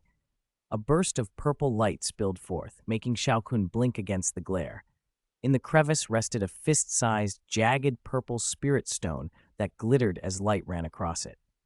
The amethyst-winged Lion King picked it up carefully and handed it to Xiao Kun, voice tinged with feeling. "Don't forget to compensate me." "Don't worry, I won't cheat you," Xiao Kun said with a laugh. He examined the purple spirit stone, then told Yun Yun, "We need this to break open the accompanying purple crystal source later. I'll give it to you afterward. All right?" Yun Yun smiled without asking why. She trusted Xiao Kun and knew he wouldn't lie. Besides, she hadn't exerted much effort this time. She wouldn't press the matter. "Lion King, is the accompanying purple crystal source in the left passage?" Xiao Kun asked, ready to retrieve it. "Yes, young clan leader," the Lion King confirmed eagerly. "You and Yunjae go get it. I'll stay here with my son and take the transformation pill." "Understood," the Lion King said, visibly excited at the prospect. Xiao Kun and Yun Yun turned down the left passage together. The corridor wound and twisted. The air grew warmer as they went, but for two dohuangs it was only a minor discomfort. Ahead, a pale purple glow marked the exit of the tunnel. They entered a chamber where purple crystals piled into a platform over a meter high. Atop it sat a purple sphere the size of Xiao Kun's head, radiating heat. "Yunji, that purple sphere on the central platform contains the accompanying purple crystal source," Xiao Kun said. Curiosity lit Yun Yun's eyes. "You keep mentioning this. What's so special about it?" "Very special," Xiao Kun replied. "The amethyst-winged lion is a uniquely talented exotic demonic beast. When one gives birth, there's a tiny chance a cub will be born along with an accompanying purple crystal source. Because it sits in the lion's cave for so long, the crystal accumulates extremely pure energy. If a cub then consumes it after reaching Tier 4, it can immediately rise to Tier 5, and its internal purple flame will be much stronger than other lions who never ate one." He drew the purple spirit stone from his storage ring. Besides swallowing the accompanying crystal whole, the only way to break it without destroying the contents is to smash it with a purple spirit crystal. The outer shell absorbs other attacks. Xiao Kun shaped a thin white shell around the sphere using flame sculpting, leaving a small opening. He struck the opening with the purple spirit crystal. Crack! Hairline fractures spidered across the shell. Then the sphere burst with a bang, revealing the liquid inside. Xiao Kun opened a small hole in the base of the white shell and produced a jade bottle from his ring to catch the flow. Though the sphere looked large, the purple liquid filled only 8 small jade bottles for him. He was careful to collect the last drop. Xiao Kun handed 4 of the bottles and the purple spirit crystal to Yun. Yunji, this accompanying purple crystal source is precious. It won't massively accelerate your cultivation, but you can trade it for things you need. Take half. Yun hesitated for a heartbeat, then shook her head. I didn't do anything. The purple spirit crystal is enough. What's our relationship? Just take it. Do you think I, with my resources, would be short of things like this? Xiao Kun pressed the bottles and the stone into her hand and briefly squeezed her soft, jade-like fingers. The touch and all that had happened these past days flushed Yun's cheeks. She nodded. At that moment, the system chimed inside Xiao Kun's mind. Ding! You gifted Yun 1 purple spirit crystal and 4 bottles of accompanying purple crystal source. You triggered the 100,000 times critical compensation. You obtained 1 complete accompanying purple crystal source. You obtained heterogeneous flame, 10,000 beast spirit fire swan. All items have been stored in the system space. Please check. Another 100,000 times critical compensation. Luck had favored him again. Xiao Kun felt a surge of joy. Perhaps it was also because this was the first time he had given Yun something, and because she played an important role in the original story.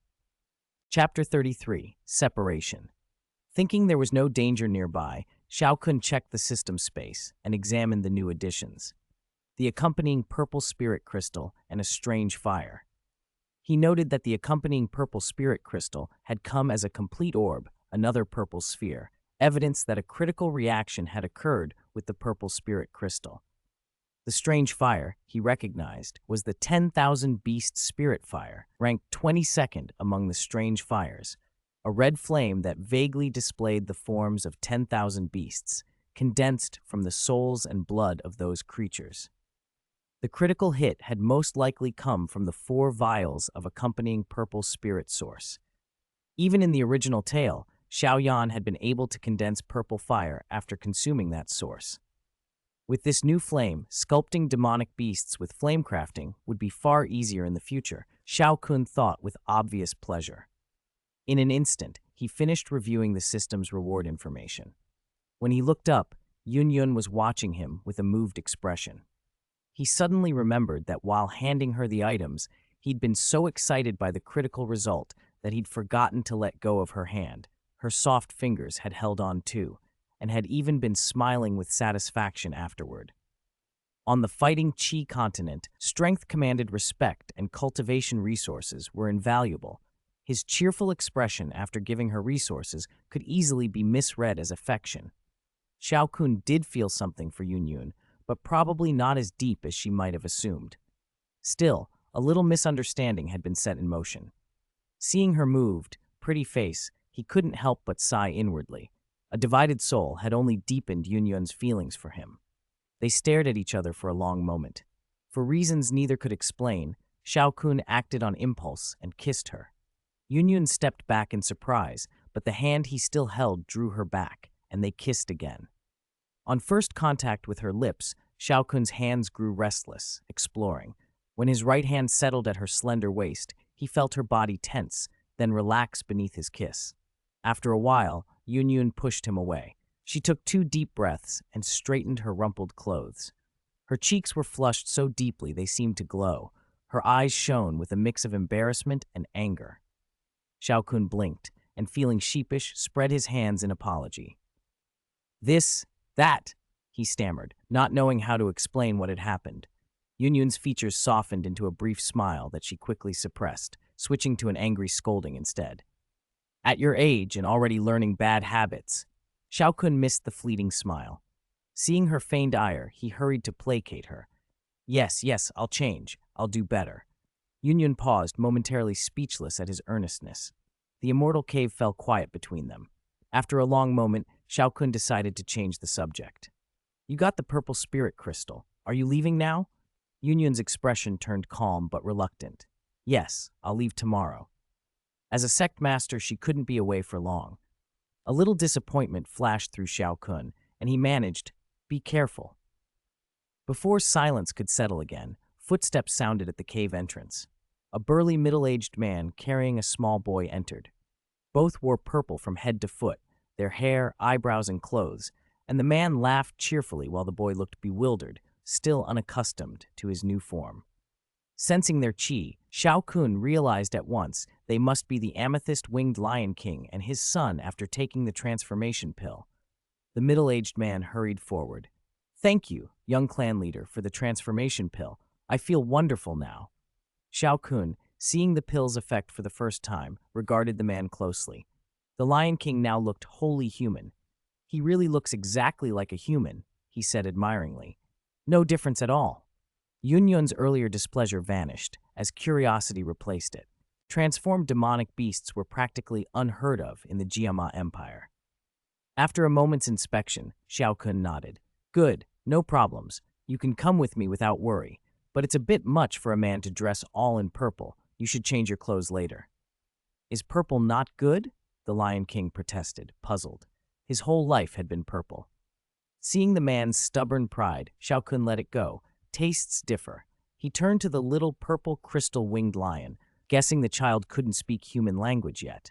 "He probably can't speak human tongue yet, right?" The Lion King smiled wryly. "Correct, but you can teach him." Xiao Kun pinched the little boy's chubby cheek.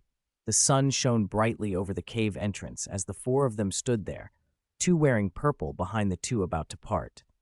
Enduring the glare, Xiao Kun looked at the elegant figure before him. A slant of sunlight fell across her, giving her a faint, radiant glow. He watched that beautiful scene and finally forced out, "Take care."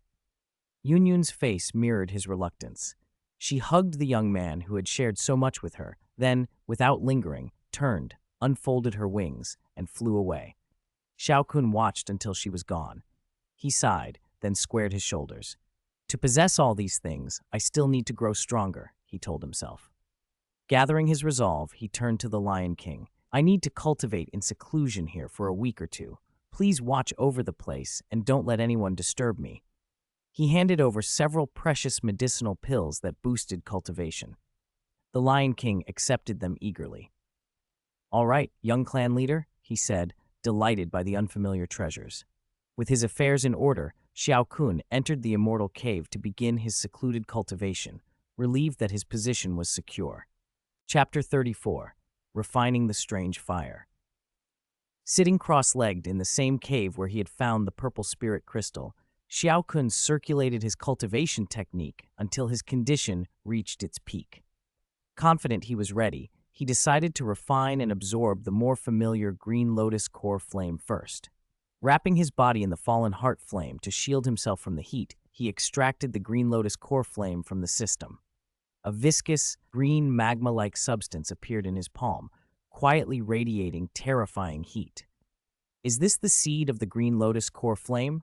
Xiao Kun murmured to himself. Relying on the fallen heart flame's protection, he swallowed the green magma. Once inside, it separated into wisps of tiny green flames full of violent energy. He hurriedly enveloped them with the fallen heart flame to keep them from running amok, then focused and guided the green flame through his meridians along the path prescribed by the burning spirit art. A week later, he finally finished refining and absorbing the flame. With a flick of his finger, an emerald green flicker danced on his fingertip. Worried about the fusion side effects Xiao Yan had experienced in the original story, Xiao Kun took out a mind-clearing pill and kept it ready. Yet, nothing untoward occurred. The strange fire provided by the system seemed relatively tame and safe. Circulating his technique, he discovered his cultivation speed had surged to Earth rank low level. He had broken through 2 stars to reach 5-star Do Huang, and his soul power had increased markedly with the breakthrough. It became clear to him why. Cultivating the burning spirit art, far superior to the flame mantra Xiao Yan practiced, meant his cultivation technique evolved more readily, and his soul grew in sync with those advances. Unlike others whose soul power rose only after major realm breakthroughs, Xiao Kun's soul could strengthen even during smaller stage advances or everyday cultivation. With both his technique evolving and his cultivation rising, his soul power improved even faster. Encouraged, he summoned the red 10,000 beast spirit fire from the system. Within the flame, faint outlines of countless beasts could be seen. He swallowed it and began the refining process again. A week later, it had been completely absorbed. When he circulated his technique, it had evolved only one level, Earth Rank Low to Earth Rank Intermediate. He reflected that the 10,000 Beast Spirit Fire, ranked 22nd among strange fires, simply didn't contain enough energy. In the original story, when Xiao Yan absorbed the 3,000 Burning Flame, ranked 9th, his technique leapt from Earth Rank Low to Earth Rank Advanced, and his Doqi rose 2 stars to 7-star Do Huang. His soul surged toward the threshold of the spirit realm. By that standard, this red flame's effect was modest. Still, Xiao Kun came away impressed with his own progress. At his current rate, when he eventually broke through to Dozong, his soul might very well reach the spirit realm. With the soul power he already had, even if he fought using mainly soul energy, ordinary Do Huangs would find it hard to stand against him. 2 weeks of seclusion had indeed borne great results. He casually summoned the strange fire he had created by fusing 3 fires. The combined flame shone like a miniature sun, golden yellow and resplendent. He estimated its power might be comparable to the 9th-ranked 3,000 Burning Flame. Satisfied, he named it the Myriad Beast Earth Core Flame. After summarizing his gains, Xiao Kun stood, stretched his limbs, and prepared to leave. At the cave entrance, the amethyst-winged Lion King, who had looked bored, immediately brightened when it saw him. Xiao Kun waved and smiled. "All right, stop pretending. I won't blame you. In fact, I'm grateful you guarded me these 2 weeks." He took a Huangji pill from his storage ring and tossed it to the lion. "This is a grade 6 Huangji pill. It can help a Dohuang break through a minor realm. Since you swallowed a transformation pill before, this should help you as well." The lion accepted the precious pill with reverence, shocked by Xiao Kun's generosity and grateful as well. "Thank you, young clan leader, for this gift. It is nothing compared to your kindness," it said. Having guarded the cave for 2 weeks, the amethyst-winged Lion King had felt the energy fluctuations of Xiao Kun's 4 breakthroughs and been utterly stunned by the speed of his progress. It hadn't expected this newly recognized young clan leader to advance so rapidly. Even before Xiao Kun emerged from the cave, it had resolved to follow him. The prospect seemed secure. Now, with Xiao Kun's magnanimity confirmed, the lion's loyalty strengthened further. "Pack up. We're leaving the magical Beast Mountain range and heading back to Wutan City," Xiao Kun said. Not long after they set off, Xiao Kun spotted Xiao Yan down in the range. A pang of feeling crossed him. He patted the lion's flank and directed it to fly toward Xiao Yan. Xiao Yan, fresh from killing a demonic beast and hurrying back to his cave, saw an enormous amethyst-winged Lion King bearing the aura of a Du Huang flying straight at him and panicked. He shouted for Yao Lao for help. Yao Lao's voice came back, calm and amused. "What are you afraid of? Look closely. Who's on the lion's back?" At Yao Lao's reassurance, Xiao Yan steadied himself and looked carefully. Only then did he realize Xiao Kun rode the lion. Relief and surprise flooded him. He hadn't expected Xiao Kun to have subjugated the amethyst-winged Lion King. He had seen the earlier clash between them and been impressed by Xiao Kun's technique back then. But to have tamed the lion outright was another matter, worthy of deeper admiration. Defeating a demonic beast was one thing, subduing one and making it submit was far rarer. By the time Xiao Yan had that thought, the lion landed and Xiao Kun jumped down from its back. Chapter 35, Returning to the Xiao Family. Xiao Kun walked straight up to Xiao Yan, patted his shoulder, and laughed. "We really are fated brothers, meeting again like this." "Yes," Xiao Yan replied with a smile, pointing at the beast nearby. "In fact, I saw you once before, when you were fighting the amethyst-winged Lion King." "Oh, right. Let me introduce you. From now on, the amethyst-winged Lion King will be a guardian of my Xiao family. Call him Lion Guardian and get acquainted." At Xiao Yan's gesture, Xiao Kun used the chance to introduce them. He then addressed the amethyst-winged Lion King. "This is my 4th brother. From now on, you will call him 4th Young Lord." "4th Young Lord," the Lion Guardian intoned. "Lion Guardian." After the brief greetings, Xiao Kun said to Xiao Yan, "I came down to see you partly to catch up, and partly to give you this accompanying purple crystal source. It should be very useful." He produced 4 small jade bottles filled with the accompanying purple crystal source and handed them to Xiao Yan. A moment after Xiao Yan accepted them, a chime echoed in Xiao Kun's mind. Ding! You have gifted Xiao Yan 4 bottles of accompanying purple crystal source. You have triggered a tenfold critical compensation. You have obtained 40 bottles of accompanying purple crystal source. All items have been stored in the system space. Please check. Tenfold. Xiao Kun muttered, slightly surprised. It was the lowest multiplier he had ever gotten from Xiao Yan. Perhaps he'd been squeezing too much out of him. Still, he was relieved. Even a small multiplier would mean he wouldn't need to worry about accompanying purple crystal source for a long time. After explaining the uses of the crystals and chatting a while, Xiao Kun took off, leaving Xiao Yan watching him go with envy. Yao Lao, watching as well, couldn't help but recall being betrayed by his disciple Han Feng, and sighed softly. Yes, I will, Xiao Yan said firmly.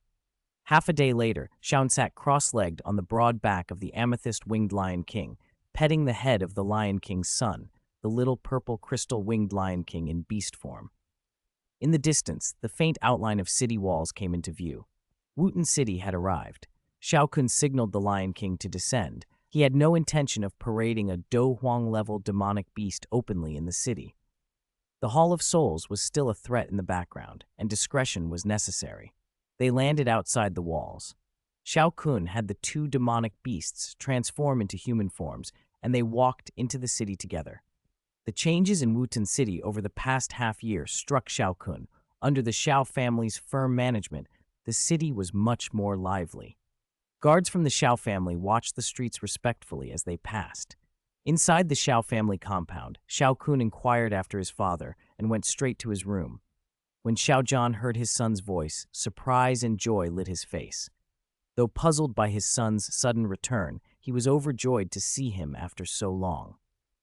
"Father, I came back because there are things I need to discuss with you," Xiao Kun said bluntly. Xiao Zhan, now a 3-star Do Wang, asked curiously, "What is so important you had to come back?" Xiao Kun introduced the Amethyst-Winged Lion King and his son, and explained his plan to make the Amethyst-Winged Lion King a guardian of the Xiao family. Then, when the conversation turned private, he asked the Lion King to wait outside. Once the Lion King left, Xiao Kun asked solemnly, "Father, do you have the jade pendant, the clan chief's token, with you?" "Of course. Does this have something to do with the pendant?" Xiao Zhan asked, skeptical. He had always known it as a symbol passed down through the Xiao family, but he didn't grasp its real importance. Xiao Kun told him the truth. The Xiao family's former glory, the pendant's role as the key to a Dodi immortal cave, and the fact that the Hall of Souls was coveting that treasure. Xiao Zhan listened in shock, the story scarcely believable, but his trust in his son made him accept it. "Then keep it with you," Xiao Kun proposed. "If anything happens, the Hall of Souls will be wary of acting openly if they know I possess the Tuosh Ancient Emperor Jade." As the family's current strongest member, Xiao Kun's request carried weight. Xiao Zhan agreed and handed the jade pendant to his son. In return, Xiao Kun handed dozens of medicinal pills to his father, payment for the Amethyst-Winged Lion King and his son, and asked him to deliver the pills to the Lion King in regular batches. After explaining everything, Xiao Kun bade his father farewell and stepped back outside. The Amethyst-Winged Lion King and his son waited nearby. Xiao Kun beckoned the Lion King over to a quieter spot. "Are you curious why my family seems weak?" Xiao Kun asked with a smile. Before the Lion King could answer, Xiao Kun went on, "It's because I took a powerful master as my teacher. That's how I gained such strength at a young age, and how I have so many precious medicinal pills." Then he produced a whole accompanying purple crystal source, a warm purple sphere he had critically obtained from Yun Yun, and presented it to the Lion King. The Lion King stared at the crystal, bewildered. He recalled seeing a shattered crystal once, fragments of someone else's, so the sight of a whole intact crystal only deepened his mystery about Xiao Kun. "Don't worry, young clan leader," the Lion King said solemnly. "While you're away, I will protect the Xiao family. If the Xiao family stands, I stand. If it falls, I fall with it." Pleased, Xiao Kun nodded. "Good. I've left your pay with my father. He'll deliver it on schedule. I'm leaving now." "Take care, young clan leader," the Lion King called after him, cupping his hands in farewell. Xiao Kun left the compound and walked along Wooten City's bustling main street. Since he had returned, he thought he might as well go see Ya Fei. At the Mittel auction house, he learned she had returned to the imperial capital a month ago. He had missed her. Disappointed, he shrugged it off and made his way to a quiet place outside the city. Spreading his golden wings, he took to the sky and headed toward the Tagore Desert. Chapter 36. Haibodong Tagore Desert. Only a sliver of sun remained on the horizon, throwing out the last rays of twilight when a flash of golden light streaked across the sky. It cut through the dusk like a shooting star and headed straight for a lone yellow earthen city standing in the sands. The wind howled. Xiao Kun rode the gusts, grateful his speed was several times that of an ordinary Do Huang. Otherwise, he wouldn't have made the Tagore before nightfall. A few hundred meters from the city, he slowed and landed in an empty clearing. He looked up at the massive yellow walls, let out a small smile and a sigh of relief. The desert air was dry and scorching. Though the sun was setting, the ground still radiated heat from the day's baking. Most people would find such harsh weather unpleasant, yet Xiao Kun felt something else. The exotic flame doqi in his body had become noticeably stronger since he set foot on this land. Carefully sensing the air, he realized nearly 80% of the ambient energy here was earth and fire attribute. This place suited someone like him. He walked toward the city. As he drew near, the streets filled, and he observed the locals. Many of the men were bare-chested, dark-skinned, and untamed in appearance. The women were bronzed, confident rather than delicate, dressed in tight leather that barely covered their chests and hips, short skirts or shorts revealing firm thighs and slender waists. They moved with a heat and ease unfamiliar in the empire. Xiao Kun allowed himself a small, amused appreciation as he took in the view. Above the city gate, two pale red characters read, Mo City. The Ice Emperor Haibodong, from the original novel, kept to seclusion here, Xiao Kun remembered. He paid the entrance fee and passed through, emerging into a sun-baked, low-built desert quarter. He decided to find an inn for the night. Tomorrow he would seek Haibodong about the Tagore Desert map. Morning light filled the inn room. Xiao Kun, who had not slept in days, woke refreshed and stretched. After washing, he asked a passerby where to buy desert maps. The directions led him to a small shop called Gu. Its exterior was plain and unostentatious, a subtle air of ancient simplicity that stood out among the more flamboyant storefronts. Xiao Kun smirked inwardly. Even in seclusion, Haibodong retained an expert's demeanor. Perhaps this shop belonged to him. Inside, the space was modest. 2 moonstones cast a soft glow. Shelves of yellowed, worn maps filled the room. Behind the counter, an old man bent over his work, carefully drawing with a steady, weathered hand. White hair framed a face older than its posture suggested. This had to be the reclusive Ice Emperor. Haibodong had been a loyal, steadfast figure in the original story, Xiao Kun recalled. Without him, the Xiao family might have been annihilated by the Hall of Souls and the Cloud Mist sect, leaving only Xiao Yan and a few at Jianan Academy alive. He had been called the one who had read the script. Remembering that, Xiao Kun decided it would be wise to recruit, or at least befriend, the old man. He did not disturb Haibodong at first. Instead, he moved to an ancient wooden shelf and began searching through the damaged maps for the Jing Lian Yaohuo fragment map. After flipping through stacks of failed or incomplete charts, he shook one pile and a palm-sized fragment fell out. He examined it. The pattern matched the fragment he had found in the Immortal Cave on the eastern Magical Beast mountain range. A pleased grin crossed his face as he clenched the fragment. Haibodong set down his pen and spoke without looking up, his voice dry as old ice. "You're here for a Tagore Desert map, aren't you?" Xiao Kun approached the counter and returned the old man's gaze with a smile. "Elder Hai, I want the most accurate, most detailed desert map you have." At the words, Haibodong's head lifted. Surprise flickered across his features. Despite his changed appearance, someone had recognized him after decades of seclusion. He tensed, then settled into composure, though curiosity remained in his eyes. "Who are you? How did you recognize me?" he asked.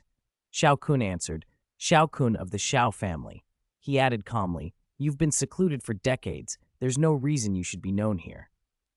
As soon as he spoke, Xiao Kun unleashed his soul power. It washed over the room, vast and oppressive, the force of it nearly reaching the spirit realm, and locked onto Haibodong. The old man, mid-breath, felt something coil around his soul. He tried to steady himself, but the pressure froze his limbs. His pupils narrowed. For the first time in a long while, terror creased his composed face. Chapter 37. Calamity-Breaking Pill. When the overwhelming soul power pinned him motionless, Haibodong felt terror and awe wash through him. It was the strongest soul power he had ever sensed, far beyond the force of the sixth-rank alchemist he had once encountered. And yet the source was a young man who looked barely 20. Haibodong's chest tightened with disbelief. Xiao Kun regarded the frozen, frightened elder with a faint smile. With a sweep of my soul, your ice-attributed Do-Chi and your former Do-Huang cultivation were all laid bare. Putting the pieces together, it wasn't hard to guess you are one of the 10 former great powerhouses of the Jiama Empire, Ice Emperor Haibodong. He released Haibodong at once, drawing the massive soul power back into himself. Haibodong, finally free to move, wiped cold sweat from his brow and bowed his head in apology.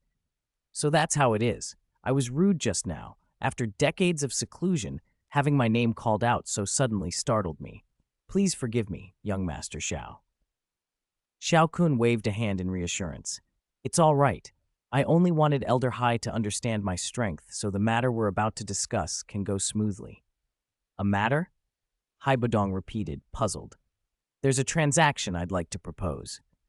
Xiao Kun produced the fragment of the Jingli Niaohuo map he had just found on the broken shelf. Elder Hai should have the other copy. At the sight of the fragment map in Xiao Kun's hand, Haibodong's body trembled.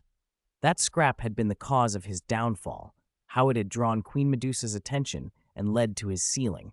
But how did this young man know he had split it? He bit back the question and forced a smile. Yes, I do. How does young Master Xiao propose we proceed?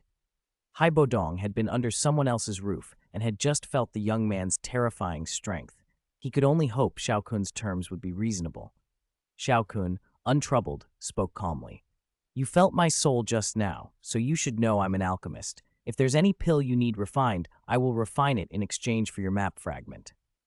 Relief flooded Haibodong. I have a pill formula that can break the seal restraining me. If I refine that pill, I can recover my strength. His tone grew hesitant.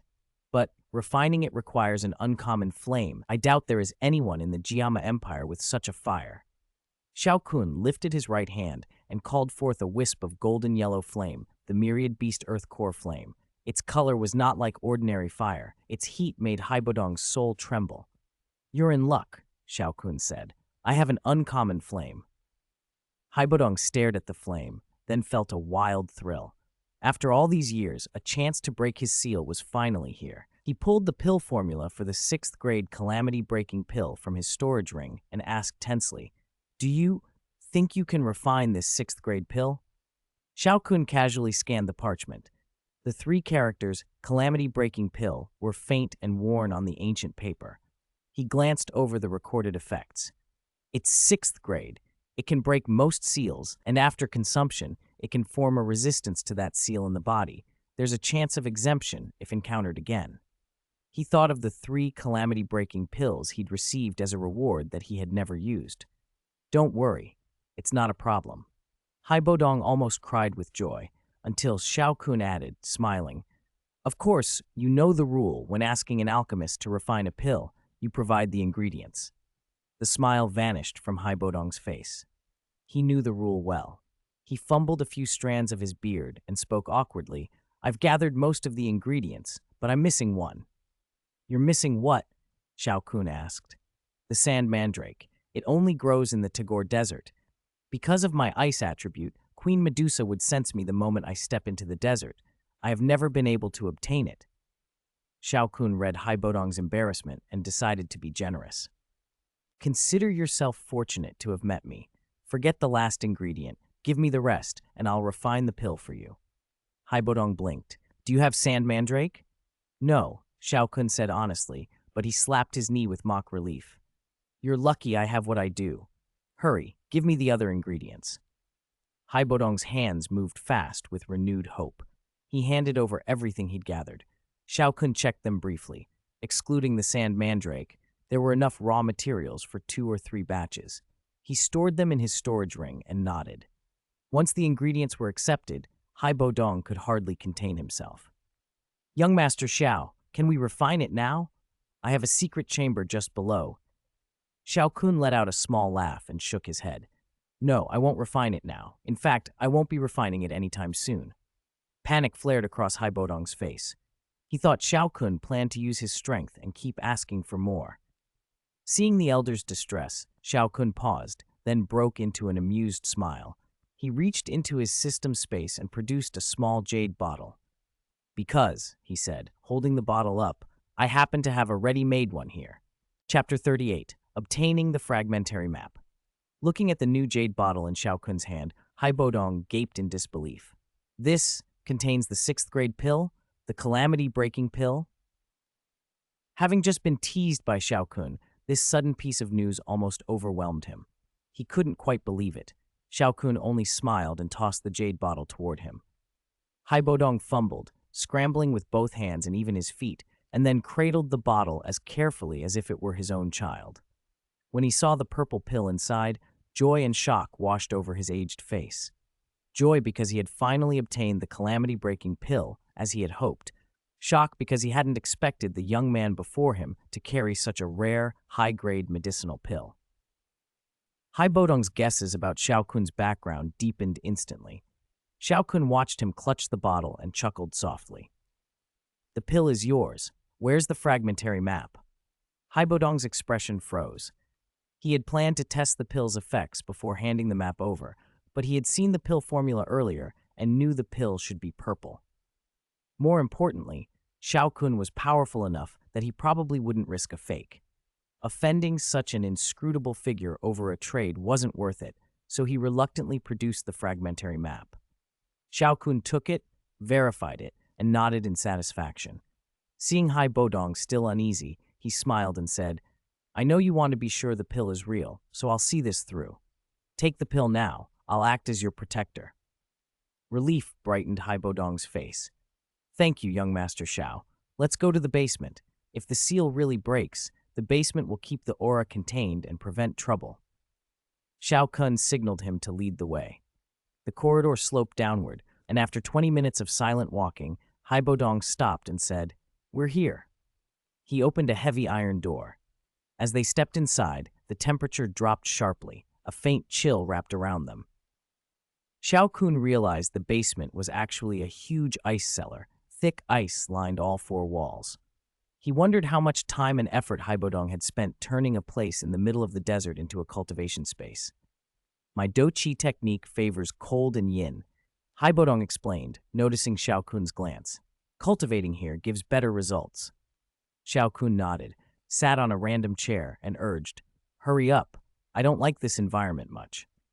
Haibodong walked to the center of the room and sat on the platform. He took out the calamity-breaking pill, inspected it, and swallowed it in one gulp. The icy room fell into a tense quiet as he entered cultivation. Half an hour later, the silence was shattered by a fierce ripple of energy. Haibodong trembled violently on the platform as rings of energy rolled outward, shattering ice, smashing tables and chairs.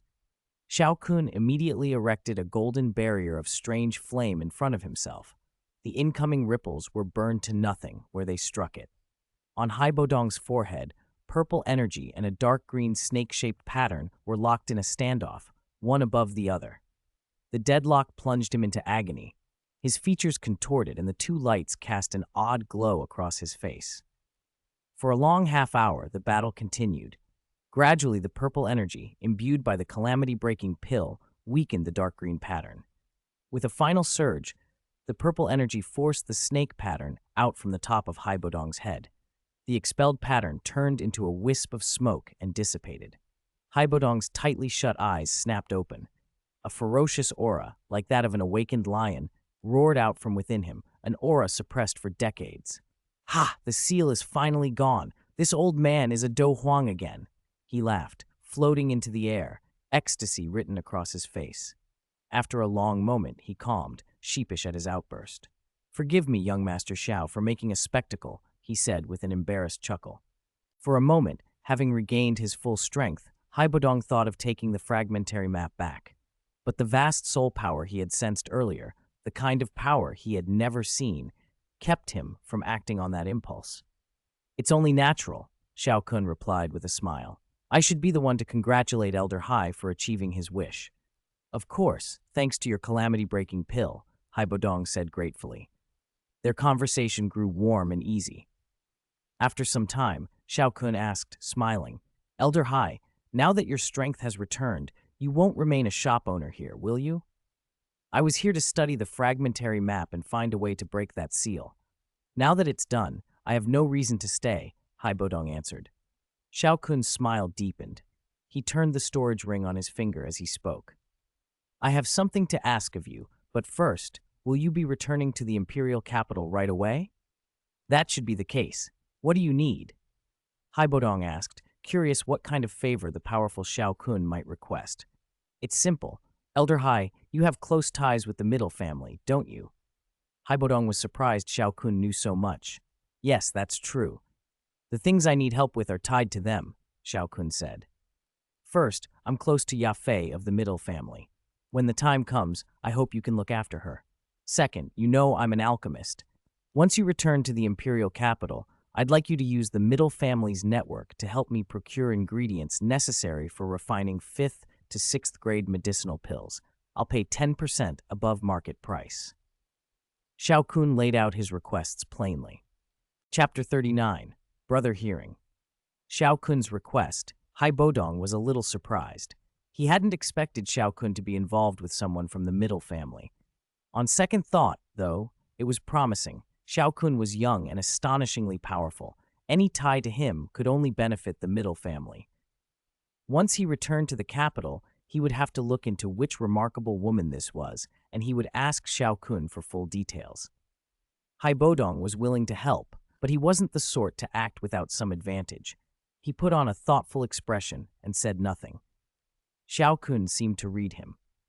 He took a gold card from his system space, 10 million gold coins, and chuckled. This is 10 million gold as seed money to buy medicinal ingredients. I'll come to the imperial capital in about half a year. If it isn't enough, I'll make up the rest then. By the way, Old Hai, your strength still hasn't recovered fully, has it? Right now, you're probably only a 2-star Dohuang. That's a long way from your previous 5-star level. If you try to cultivate back to that level on your own, won't it take years? Xiao Kun added. Haibodong put the gold card away and frowned. Young Master Xiao, what are you getting at? Nothing much. Xiao Kun tapped his slim fingers and regarded Haibodong's puzzled face. I happen to have a 6th grade pill, the Spirit Recovery Purple Pill. It can completely restore strength lost to a seal or internal injuries. It's exactly what you need, old Mr. Hai. Haibodong repeated the pill's name under his breath, Spirit Recovery Purple Pill, and a flash of joy crossed his face. He stared at Xiao Kun, licked his lips, and asked, What conditions? No conditions. Just handle the 2 tasks I assigned well. Half a year from now, when I arrive at the imperial capital, the pill will be yours. Xiao Kun studied Haibodong's eager expression. Haibodong was pleasantly surprised. He hadn't expected Xiao Kun to offer a 6th grade pill for what seemed like 2 small favors. Quickly and eagerly, he promised, Don't worry. I'll take care of both matters perfectly. Come to the imperial capital when the time comes and check for yourself. All right, I'm relieved. Xiao Kun smiled. He had purposely asked Haibodong to source ingredients through the Mittel family. 5th and 6th grade pill ingredients were rare in the Jiama Empire, and gathering them alone would be slow. Despite his soul power having reached the spiritual realm, Xiao Kun had never actually refined a 6th grade pill. That was unusual, partly because he'd spent little time cultivating and hadn't seriously searched for ingredients. If Haibodong could collect dozens of portions of 5th and 6th grade ingredients in half a year, and Xiao Kun then refined them and hit a critical success, he might produce dozens of 6th and 7th grade pills. He could learn more about alchemy and make a tidy profit. It wasn't a bad deal. As for asking Old Hai to look after Yafei, Yafei was Xiao Kun's first woman in this world. Of course, he wanted her cared for. He wondered how she was faring now. By this point, she should be at least a great Dew Master and living much better than in the original timeline. With most matters settled, Xiao Kun prepared to leave. Old Hai, since things are mostly handled here, I have other business and must be off. Could you give me a detailed map of the Tagore Desert? Hai Bodong produced a map from his storage ring and with a trace of regret said, "You've got other things to do then. I won't keep you. See you in the imperial capital."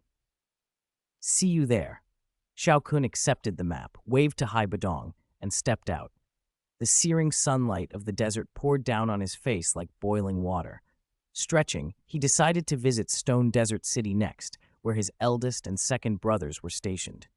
He hadn't seen them for several years. It was a good chance to catch up. 2 hours later, he arrived at the outskirts of Stone Desert City. Compared with cities inside the empire, desert cities felt simpler and more solid. No doubt because of their proximity to the Tagore Desert, the defenses were stricter. Fully armed soldiers patrolled everywhere. Xiao Kun asked directions to the Moti mercenary group headquarters and headed to the south side of the city. After crossing a few streets, he saw a compound nearly as large as the Xiao family main compound in Wutan City from years ago.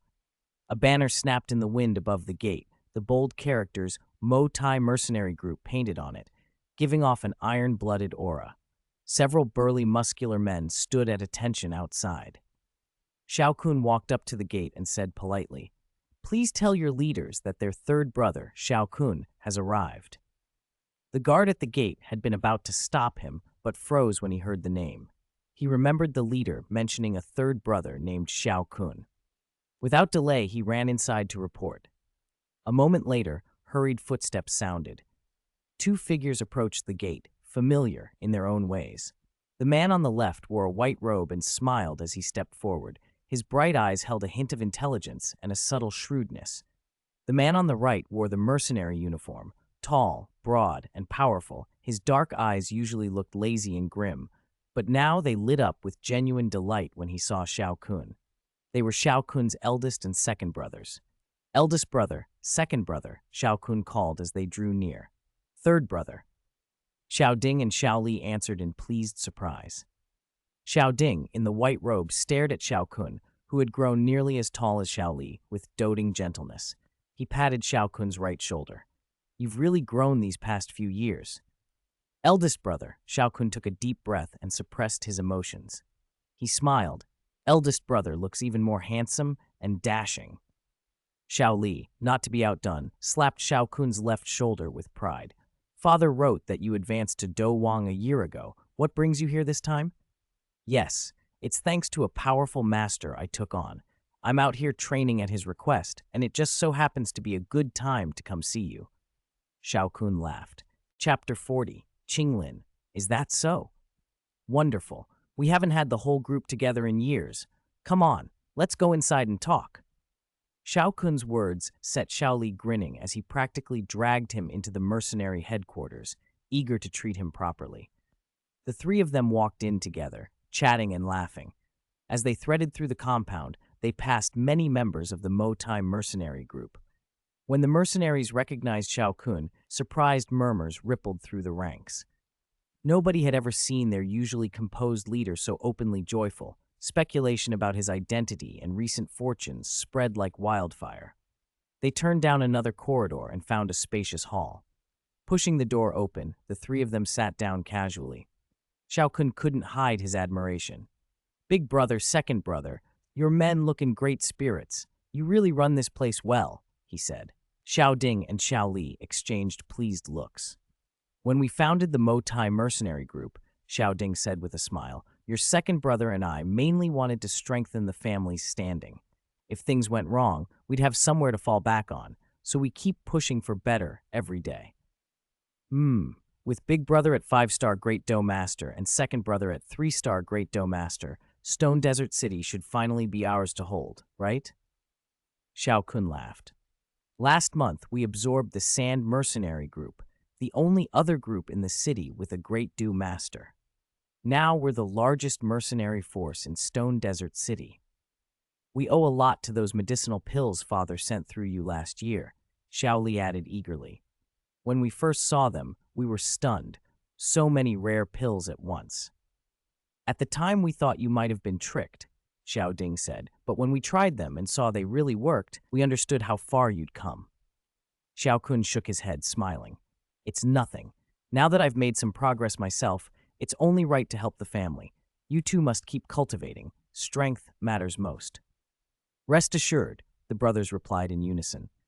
That night, Xiao Kun, who rarely drank, made an exception. He drank and drank with Xiao Ding and Xiao Li until they were completely wasted. Even after the others passed out, Xiao Kun only felt a slight dizziness. The gap in cultivation was simply too big. He shook his head and went to bed a little woozy. The next morning, he woke clear-headed. Not long after he opened his eyes, the door eased open, and a delicate figure slipped in. Startled to find him awake, she bowed quickly and spoke in a timid voice. "Young Master Xiao Kun, you're awake?" She looked younger than him, dressed in a pale green, elegant garment. Petite, almost fragile, she was nevertheless oddly well-developed, giving an air of youthful immaturity. Her face was a tiny, perfect oval like a porcelain doll's, and her shy, rabbit-like demeanor tugged at the heart. Xiao Kun realized she must be Qing Lin. He smiled and nodded. "What is your name?" She blinked, startled by the question, then answered in a small voice, I'm Qing Lin." "Qing Lin," he repeated, placing the towel he'd finished using into the basin. She stepped forward with the basin and put it on a stand, cheeks flushed. "Young Master Xiao Kun, let me help you wash." "Thanks, but I can manage," Xiao Kun said with a smile. He stood and finished washing quickly. When he turned, Qing Lin was about to leave after dumping the water. She hesitated at the door, hands clasped nervously at her sides. Seeing her wary posture, Xiao Kun felt a stab of sympathy. There was something in her manner that suggested a long history of fear and self-consciousness. He had heard the rumors around the Tagore Desert. Human women sometimes fell prey to the snake people. Occasionally, such assaults resulted in rare pregnancies. Qing Lin was one of those rare children, a human-snake-person hybrid. Most hybrids barely lived past infancy, but she had reached childhood because she had undergone the awakening of the triple jade green snake flower pupils. Hybrids were shunned by both humans and snake people. Simply surviving required a kind of courage nobody could see. Sensing his pity even before he spoke, Qing Lin's face went pale. "Young Master Xiao," she whispered, rushing on as if to get it over with. "Now that you know about my background, I'll leave. I'll ask the leader for a new maid." She crouched, hugging her knees, and began to tremble. Xiao Kun was taken aback by how sensitive she was. He sat down beside her, reached out, and gently ruffled her small head. His voice was soft. "I know who you are, but there's no need to go. You've done well enough." "Really?" Qing Lin looked up, her jade-green eyes moist with surprise. "Of course," he said, smiling. "I'm sorry if I startled you before." Qing Lin shook her head quickly, fingers twisting at the hem of her sleeve. In her life, she'd rarely had anyone apologize to her. The small, bewildered smile that crept across her face showed how much it mattered. Xiao Kun wanted to do more to ease her timidity. Under her shy, astonished gaze, he took her small hand. When Qing Lin flinched, he gently rolled up her sleeve to look at the hidden skin beneath. Pale green scales shimmered where her arm met her wrist. Xiao Kun's expression softened. "What beautiful scales!" At his praise, Qing Lin's terror evaporated. She froze, unable to speak. She had expected fear or disgust. This was the first time anyone had admired what she had been taught to hate in herself. A warmth bloomed through her battered heart, and a hesitant, grateful smile finally lit her face.